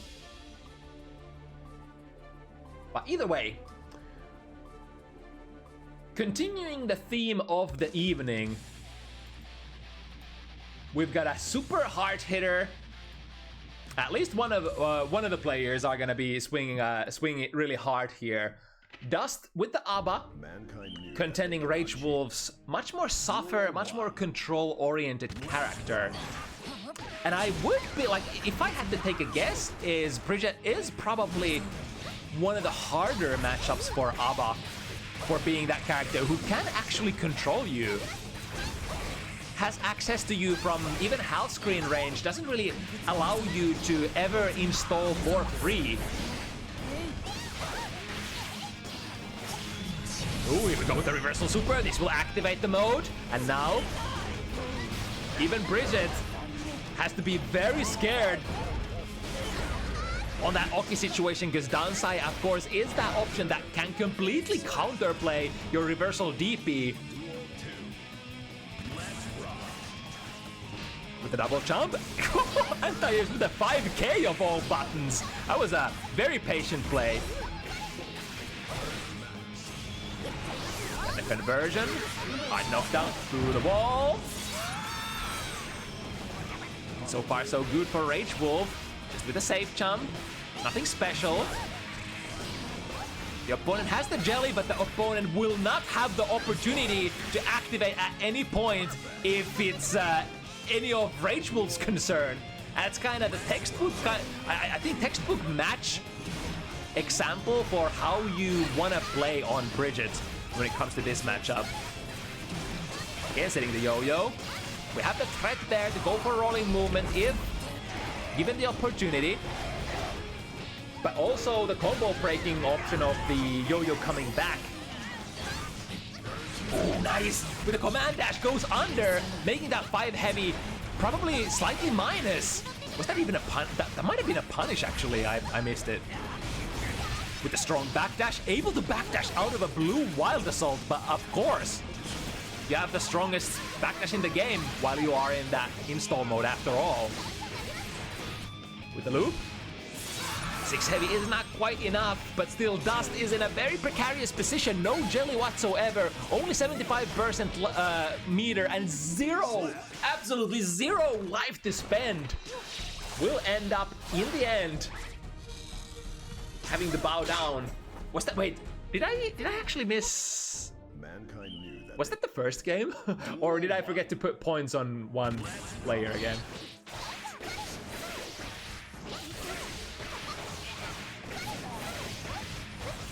Ooh, went for the F-Shiki option, but Dust actually blocked that. Do we have potential matchup knowledge? Plus frames on the key crab. Waiting for potential DP out there, was quite respectful there on that RPS option bites. Whoa! Whipping a key grab, holding their momentum in the air. Was that a misinput, or was that something that that Dust actually wanted to do? Either way, that was kind of sick, not gonna lie.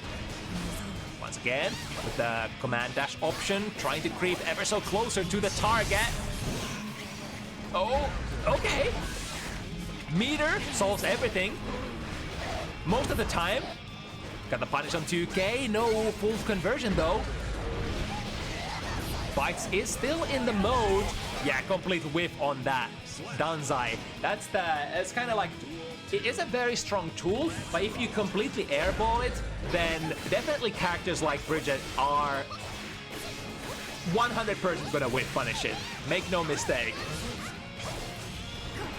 Skating into the super, through the wall. Once again, control is maintained. Starting with a safe jump, just backdash out. We've got an interruption there with a 2P, but no significant rewards out of it. There we go, the low crushing properties of the tilt coming through. Oh, big counter hit, yeah, immediate burst from RageWolf. Probably knows that would be really close to finishing me off if I let that slide.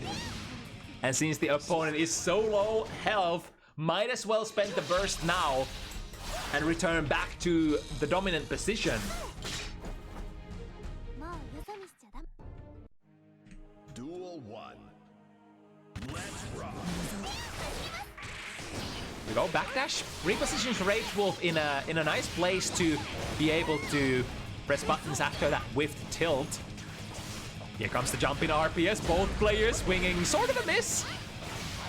Close slash, catching the backdash attempt. Of course, the backdash, as powerful as that backdash is in Jealous Rage, it is balanced by how completely useless her backdash sometimes feels in the normal mode instead.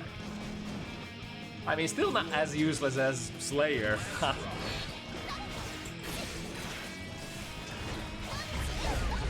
Right, frame trapping into the blue Wild Assault. That's gonna result in a decent combo. RageWolf still opting to play it very slow. It's an option, an opening if you will. No burst available for RageWolf just yet.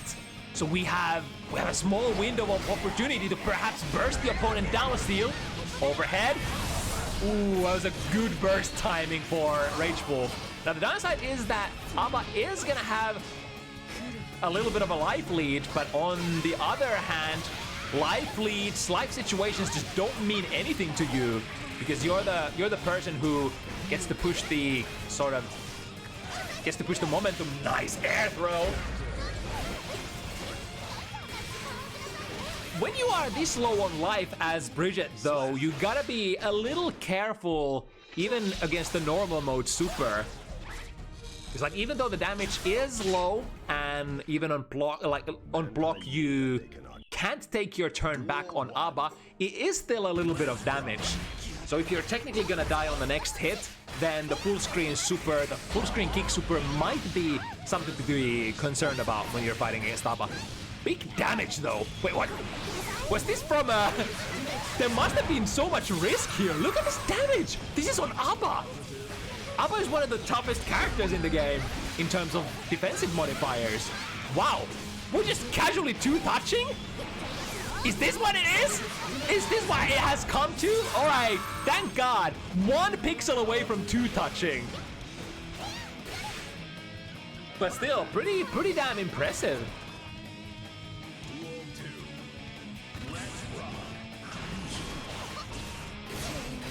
Alright, again with the forward command dash. Gets into the position, gets into the key grab. Immediate overhead. Wall unfortunately gives out a little too fast, but that's kind of the nature of how Guilty Gear Strive is being played. And the choice to not go out of the mode, but instead, fuck it, we ball. Go big or go home. Even with like less than, I think Dust had somewhere around like 1/5 of the jelly bar left, but still chose to engage. That kind of goes to show how, you know, this is really a what do they call it? One-shot character kind of a situation in this matchup. When you get your opportunity, you have to make it count and you just never let go. Oh, RPS situation kind of akin to White Wild Assault RPS sometimes. Able to see the active frames of the Wild Assault and then throwing. I wonder if that would throw Red Wild Assaults. Because Red Wild Assault tends to be a little faster, I think. Either way, RageWolf with a very dominant march here. Not a single game that Dust has been able to take so far.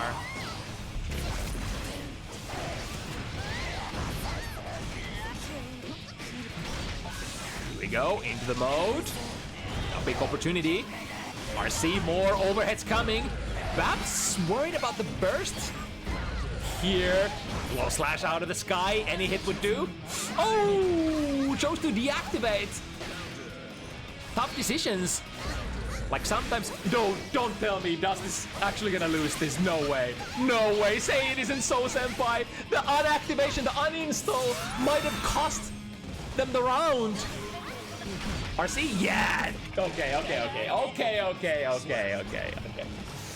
Oof, I was starting to sweat there for a moment. But that's a really good showcase of how much brain power you sometimes have to exert when making these like hit confirm choices, these routing choices on ABBA, depending on, you know, how much jelly you have left, how much health they have left, like all of this. How am I supposed to break? Can I come out of the mode without before breaking? It's not the easiest thing in the world. Nah, he's getting a very roguish uninstall there between the pressure sequence. Tried to go for the funny stuff. The momentum launch into a key grab. We've seen that from time to time.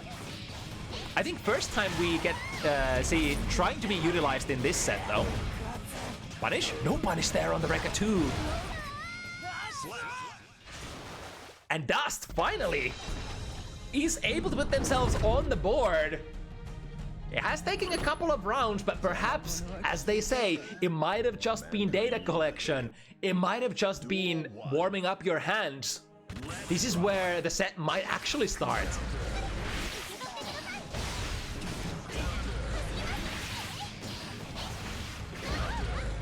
Here we go with a big counter hit, too heavy. Luckily for Bites, the wall already has quite a lot of damage accumulated. There we go, 2K, 2D into an activation. Deflection. Ooh, but the second hit of downside still reaches. We gotta remember, even though, you know, even if you make the first hit whiff, it is a move with a lot of active frames and a second hit that always still comes out. And the hyper armor still exists as well. Despite all of that, RageWolf able to push it to the other corner and able to look like that was just a coincidence that previous round. I am still in control here. That goes into the low option instead here, and the cash out. But it still has relatively decent amount of life left. He's gonna, ooh, I don't, was that a parry or a 6B? 6B works through that projectile. Activation.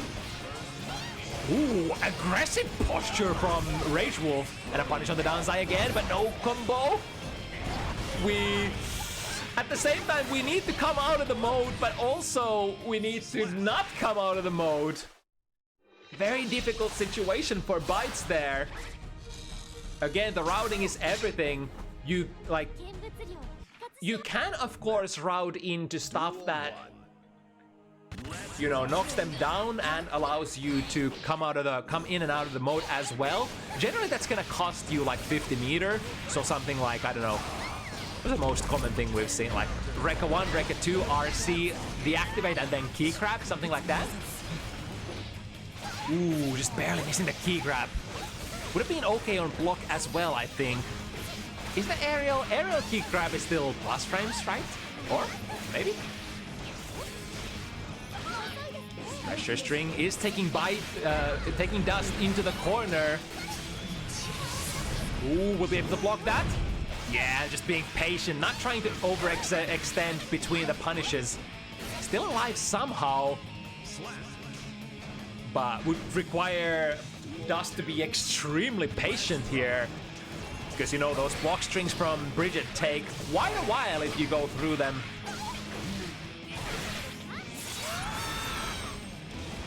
The normal way, that is. All right, tilt, beating 5K. Maybe a timing related RPS. And here comes the hit. Backdash out of the blender, all right. And a cash out. This ain't gonna break the wall a little too far, unfortunately.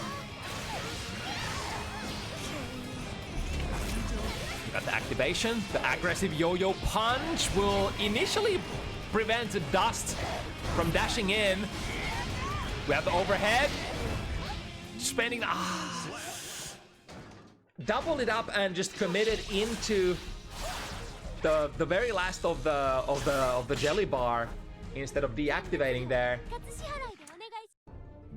But gets kind of like the worst of all situations. We're gonna get the pop, but also gonna get miss on the Vireca sequence. All right, with the F-Shiki once again. Really cool stuff when that happens. 6B works out. All right. Again with the aerial key grab very high up in the air, leading me to believe that that's either a misinput or a very, very foxy way of trying to bait anti-airs. Got the activation. RC as well, keep up the pressure. Far Slash is the starter. Very decent damage out of that one as well. I mean, pretty much every single kind of a hit during your install mode is gonna lead into very respectable amount of damage. Gonna get the pop here, so the shoot missing ain't the biggest deal. Yeah, wait for the second hit. Burst could be a thing here.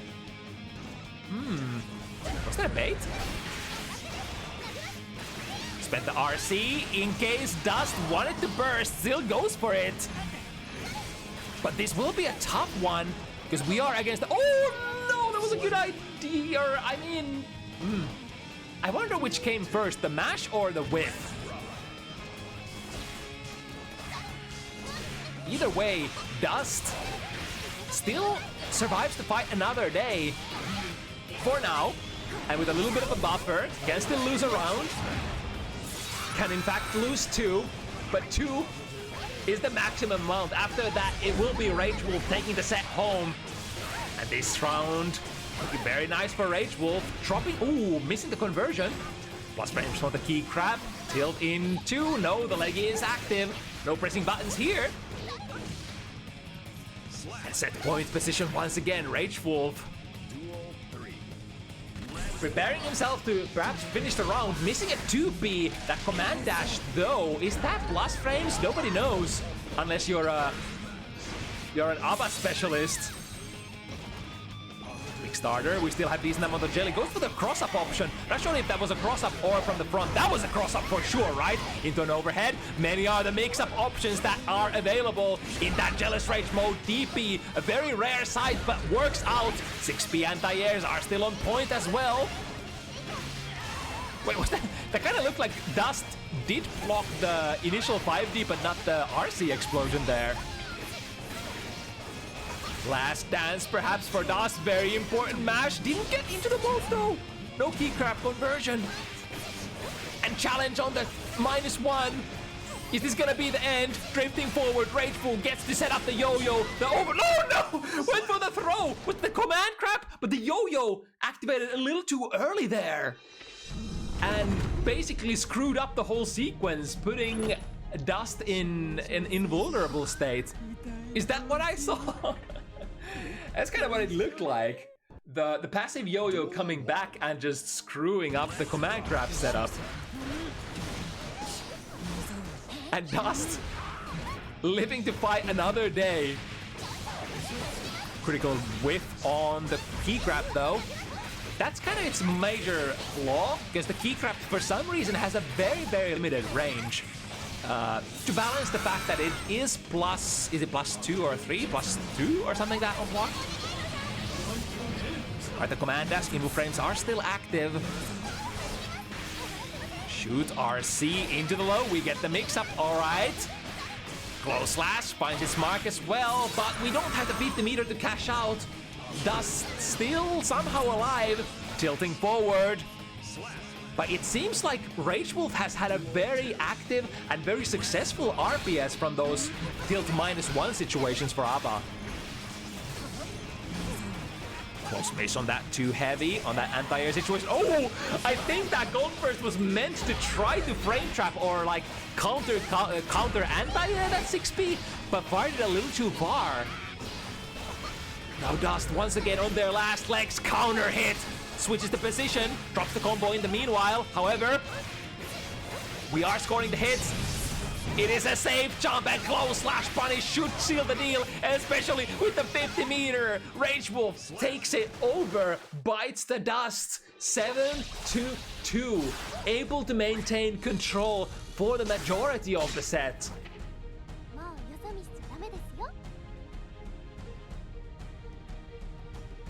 The big firepower makes no difference when you can't load your gun, or when you can't even take a shot at the opponent, is certainly the philosophy of this matchup, it looks like.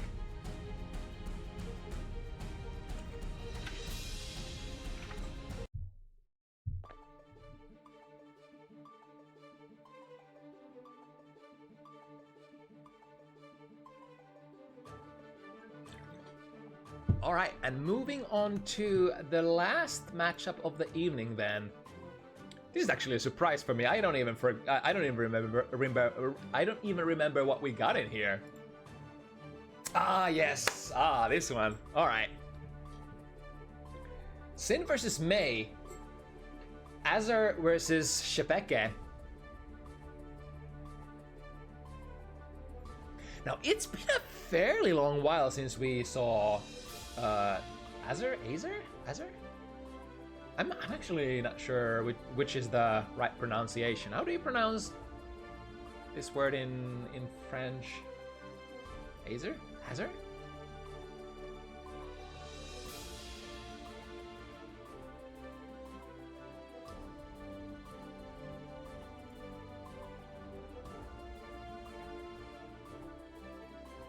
But yeah, if the Sin Nago matchup is not fun for Sin, this matchup generally tends to be on the other end of the scale though, and Sin players are more than happy to tackle this one compared to some of the harder matchups out there.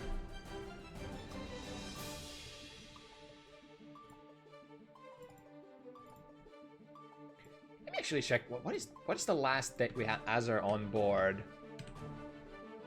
I have a feeling it's like years ago. Last time was... yeah, it's almost a year ago. At the start of November last year. It's been a hot minute. Still rocking the Sin though. Love to see that. I think Sin players, you know, have really had, like, if you stuck with Sin throughout the painful period, I think you got rewarded big time, because, you know, the initial fix patch and then the season 3 changes, everything has just kind of played in Sin's pocket since then. I mean, of course, Sin was argued to be one of the biggest losers, if not the biggest loser, of the last patch, losing a lot of routes for DPs, and of course, you know, the DP into RTL cancel. It was kind of good stuff, but, you know, not really possible to do that anymore. By starting with a bang, with a backstep into a whip punish, Azor ready to spend that red wild assaults to get the conversions. We have two prime examples of very strong red wild assault users here.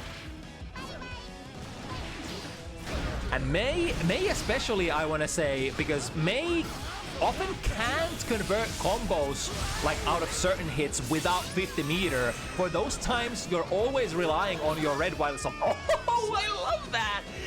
Fake the overhead with a hoop stomp, then down drift into a 2K. Very tricky to block. I go under the beach ball. Another very nice privilege for Sin. Unless you're setting that beach ball up as a meaty or with very reasonable frame advantage, a lot of the time Sin can just dash forward and go under and elk you out of it. Alright, so wall break, evening out the life situation. However, Azor, look at this amount of resources that we have.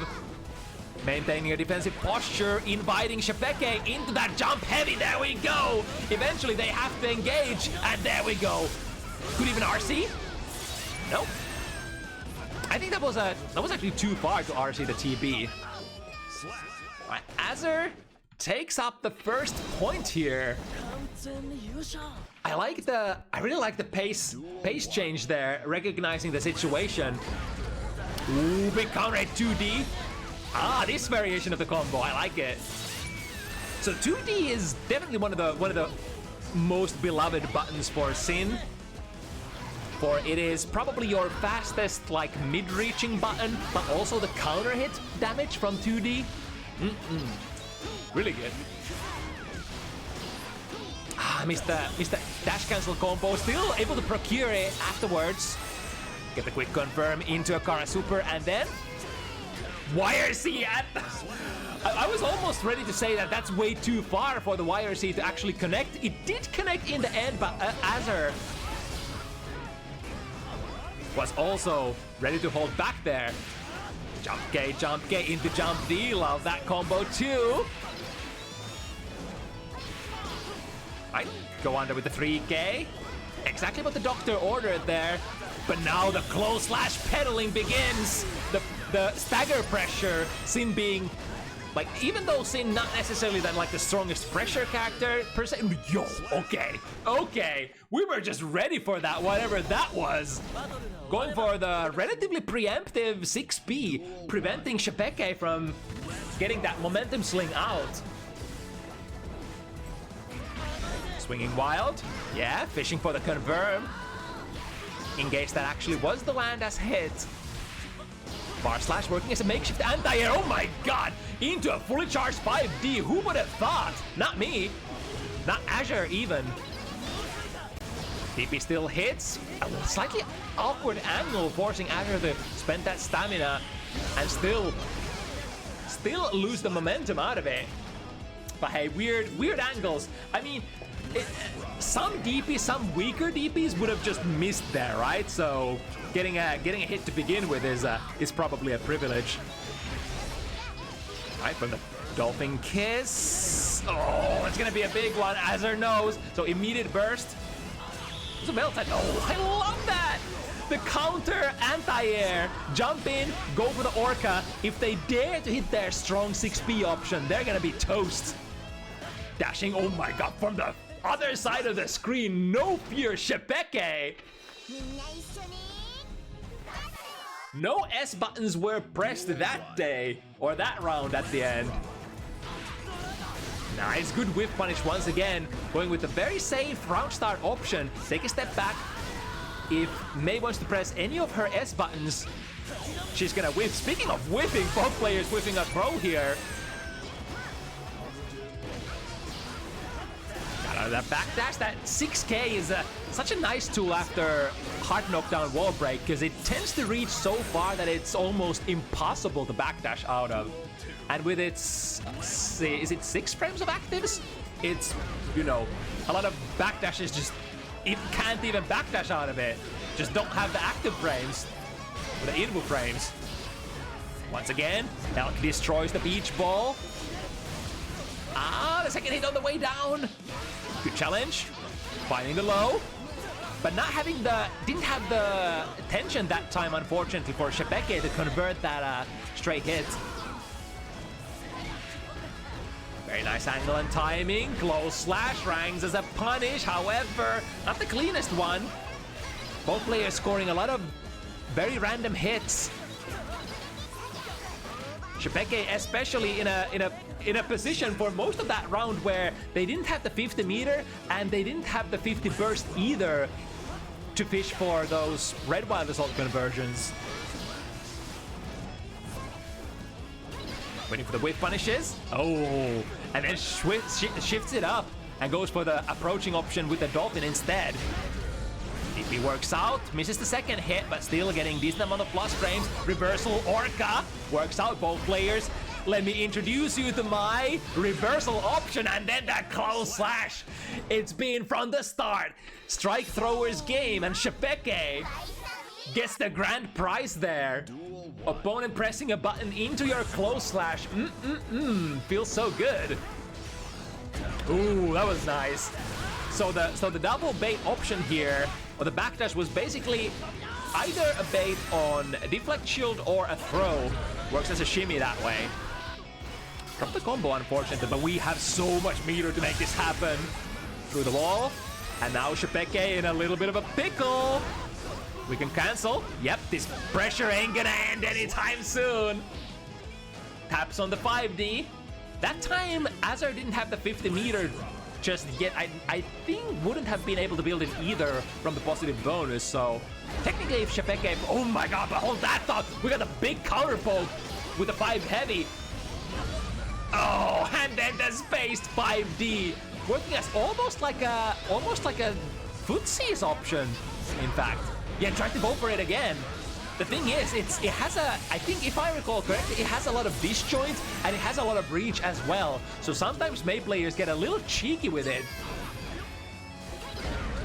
There we go, very defensive posture. The instant air backdash jump heavy. one of the favorite defensive moves of Sin Nation. Not enough, Sche'Peke powers through. And now the fight for the leading position begins once again. Sche'Peke able to hit the startup of the Dolphin before he goes active. Alright, Deflect Shield pushing Azor away from the close slash pressure range. Gets value that way. Taking the jump ins, of course. Mei players would love to jump in if being allowed to do so. But Sin is a character with strong anti-airs, out of which one is displayed here, Sche'Peke. Ooh, the good hitbox of the Red Wild Assault. I think Mei is actually one of the better characters in the game with a really, really massive size on their Red Wild Assault. Surprisingly not, those don't come equal at all. Some are better than the others. Here we go with the conversion, won't be able to get to... Yeah, I guess Azor realized that that was gonna be the kill, even if Sche'Peke doesn't get to the 50 meter. But is this gonna kill though? Yes, it is, and the perfect extension. I think because it was the last hit of the DP, or rather the follow-up of the DP, any other conversion would have not stuck Sche'Peke to the wall. So that was actually brilliant choice there. The DP as an ender actually deals the most amount of wall damage available for Sin, like out of Sin's ender options. Nice, 5P and the anti-air, leading into big rewards. Of course, the 6P would be extremely prorated, but it would be the more safe option. There we go, with those Red Wild Assault conversions that we were talking about. Even if it's coast to coast, you make it work. And now the RTL. We're gonna get the 100% cash out. Yes, indeed.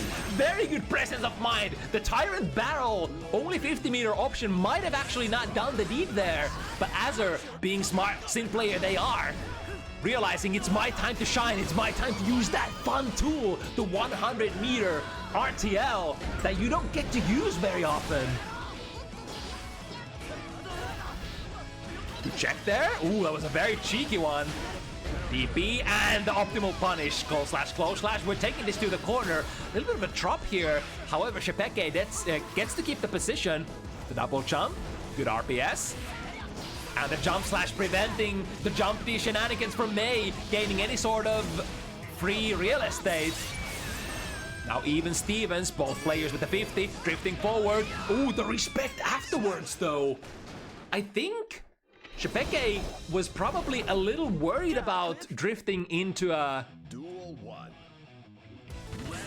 Drifting into that throw there.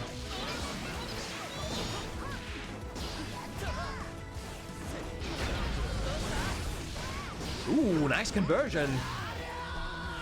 Dropping the ender though. Again, the counter anti-air option. I swear, Sin has that ability to do with RTL as well. You tend to see that with 100 meter more often than with 50.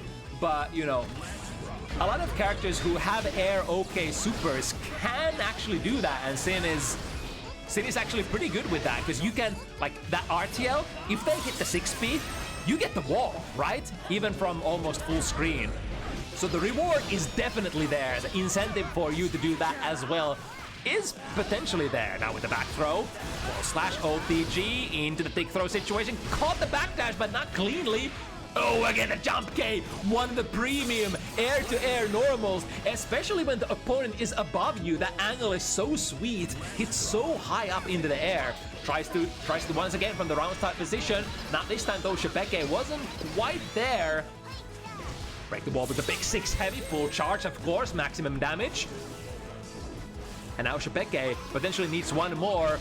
Not close enough for the big cash out, but drifting into a throw reset instead. Maybe waiting for the burst. It's pretty sick that Azor is actually holding on to it. Now this will mean, okay. It would have meant that if Azor was able to get into the driver's seat here, could have spent that 100 burst into 2 wild assaults instead. Which I, of course, wholeheartedly agree with. Making hasty burst attempts when when you're playing a neutral ain't really like one of my favorite options. Going under this time, however, the spacing for Sche'Peke. Oh, that 2K into big counter hits. Oh, you rarely see that option. Oh, it's 3-4. Sorry, let me fix that.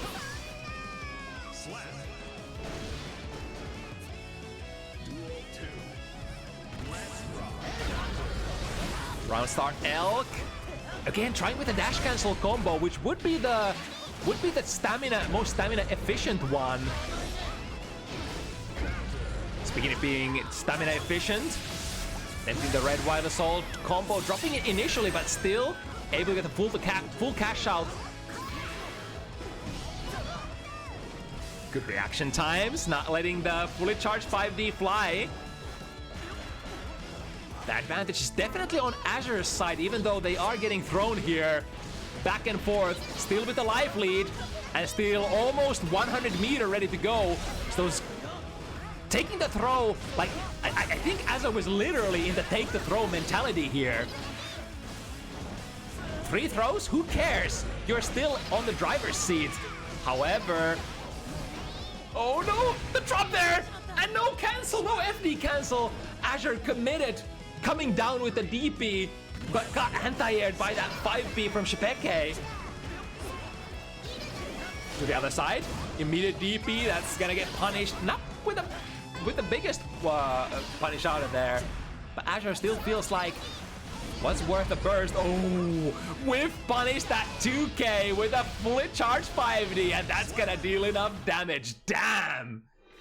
That is literally the May shenanigans, the May 5D shenanigans, but again, the reach and the frames.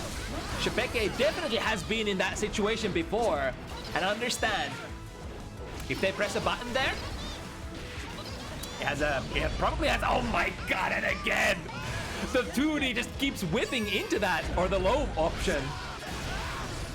The animation does put you like a little, slightly off the ground. I think May's 5D has always been like that, just takes her off the ground, so it kind of works as a makeshift low crushing option, question mark?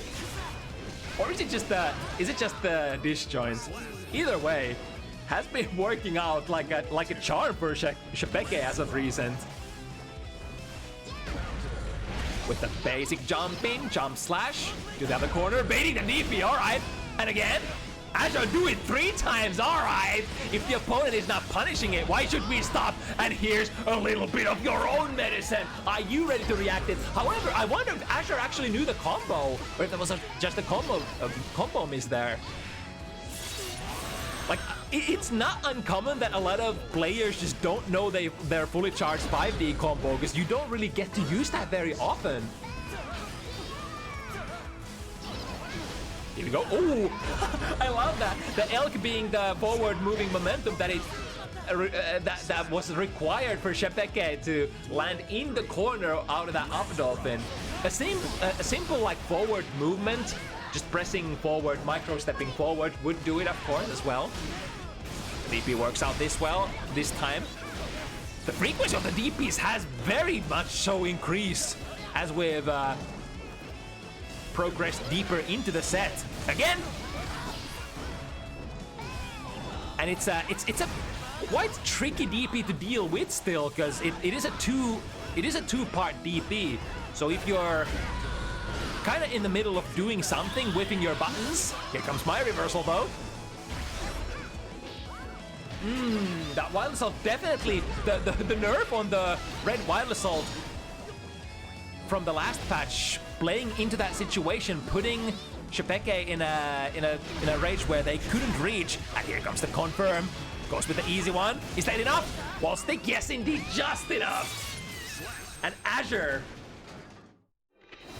Whew, if I haven't missed any points this time, should be now once again in the leading position. Ooh, the Cloud Slash. Big starter. Even if it was a quite late of a burst, would still probably save Azor from a lot of punishment still. Was that meant to hit still? Deflect shield, getting some value. However, working with a very low stamina consumption combo here with Azor. Get the throw. Oh, did she once again into the strike throw situation? Not quite enough resources to finish. And in fact, it could still be, oh, the raw red wild assault. We saw Sche'Peke use that earlier as well. And again, the reason why Mei players would do that sometimes, the complete random, quotations random red wild assault, is because it does have a really good hitbox. I actually shit you not. The hitbox is a little bit better than your average. So it can sometimes catch the opponent off guard and even counter poke them. Right, a little late on the the two heavy cancel there. Here comes Sche'Peke. Got the cool conversion, able to jump out of that 6 heavy. Must have been a pixel miss. Missing with the 6P initially there, Azor. And the burst has been used. That's a big hit! 3 close slashes into a super. The optimal combo is simple yet beautiful. No, absolutely no stamina needed. Duel 1. And just like that, Azor explodes in 2 subsequent games, putting themselves on 6. Now Sche'Peke has to play very safe. Or rather, not safe. Perhaps playing safe is not on anybody's agenda here. We need to play rough. We need to get in there and force the opponent to not play. Tried with the 5D again. No doubt a very interesting kind of counter poke attempt. So far, so good.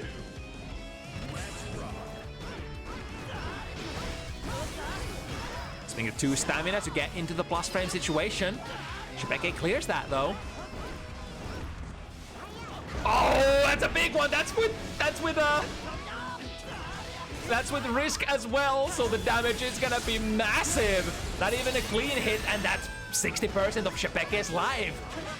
Into a throw. One more. Never mind. That's gonna be it, right? No. Sche'Peke getting the burst back just in the nick of time. Good throw. There was nothing that Azor could have done. They were in a recovery state. Swinging 6P a little too early, and again! Surprisingly, Sche'Peke doesn't manage to find the hit again! The 6Ps as far as it reaches! If you fire it too early, there are just so many different ways of Mei to sort of change her angle and their momentum in the air. So it's not the easiest decision to choose to hit that big 6P for Sin. Once again, staying baiting. Going 5P, that's the fastest possible option for Framer, for Mei. And now Sche'Peke, 1 hit, or rather, Azor potentially 1 hit away from sealing the steal. Deflect shield doesn't get you anywhere. Beak 2 just gets you back in there, overhead into a conversion. I think that's not enough damage. Yeah, Mei is relatively tough. But now, hard knockdown situation. Take all of this. 1 more stamina. Oh, that's a counter hit. And into an overhead.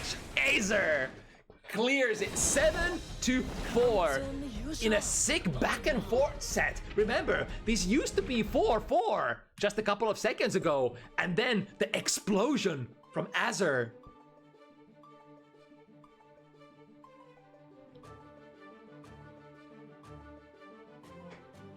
The Sin Nation, and especially the French Sin players, very strong. As you might know, if you keep an eye out on, you know, the top level Strive play in the European region. Good stuff. It's a really fun matchup as well. Being very explosive both ways. But like but not too frustrating for either party either. So always up for watching another Sin versus Mei. But that said, I think that would be all for tonight. got through our 7 match, or not 7 matchups, 6 matchups, because we unfortunately had to cancel that one at the start. But anyway, if you wanna play next week, here's a suggestion. Join my Discord. The sign-up forms are gonna go online after the stream goes offline as well. Sign up, we'll figure out a good opponent for you, as in terms of not just the connection, but also your skill level, so that we can have these close nail biters as often as possible. That said, it is relatively early, so I think gender cross-up, or is it gender neutral, is not on yet, but I think reload might be. It's reload week, right? Yeah, reload number 3 is online, so I'll send you over to Tiger Pop's stream for some super high level double elimination bracket action in Guilty Gear Strive.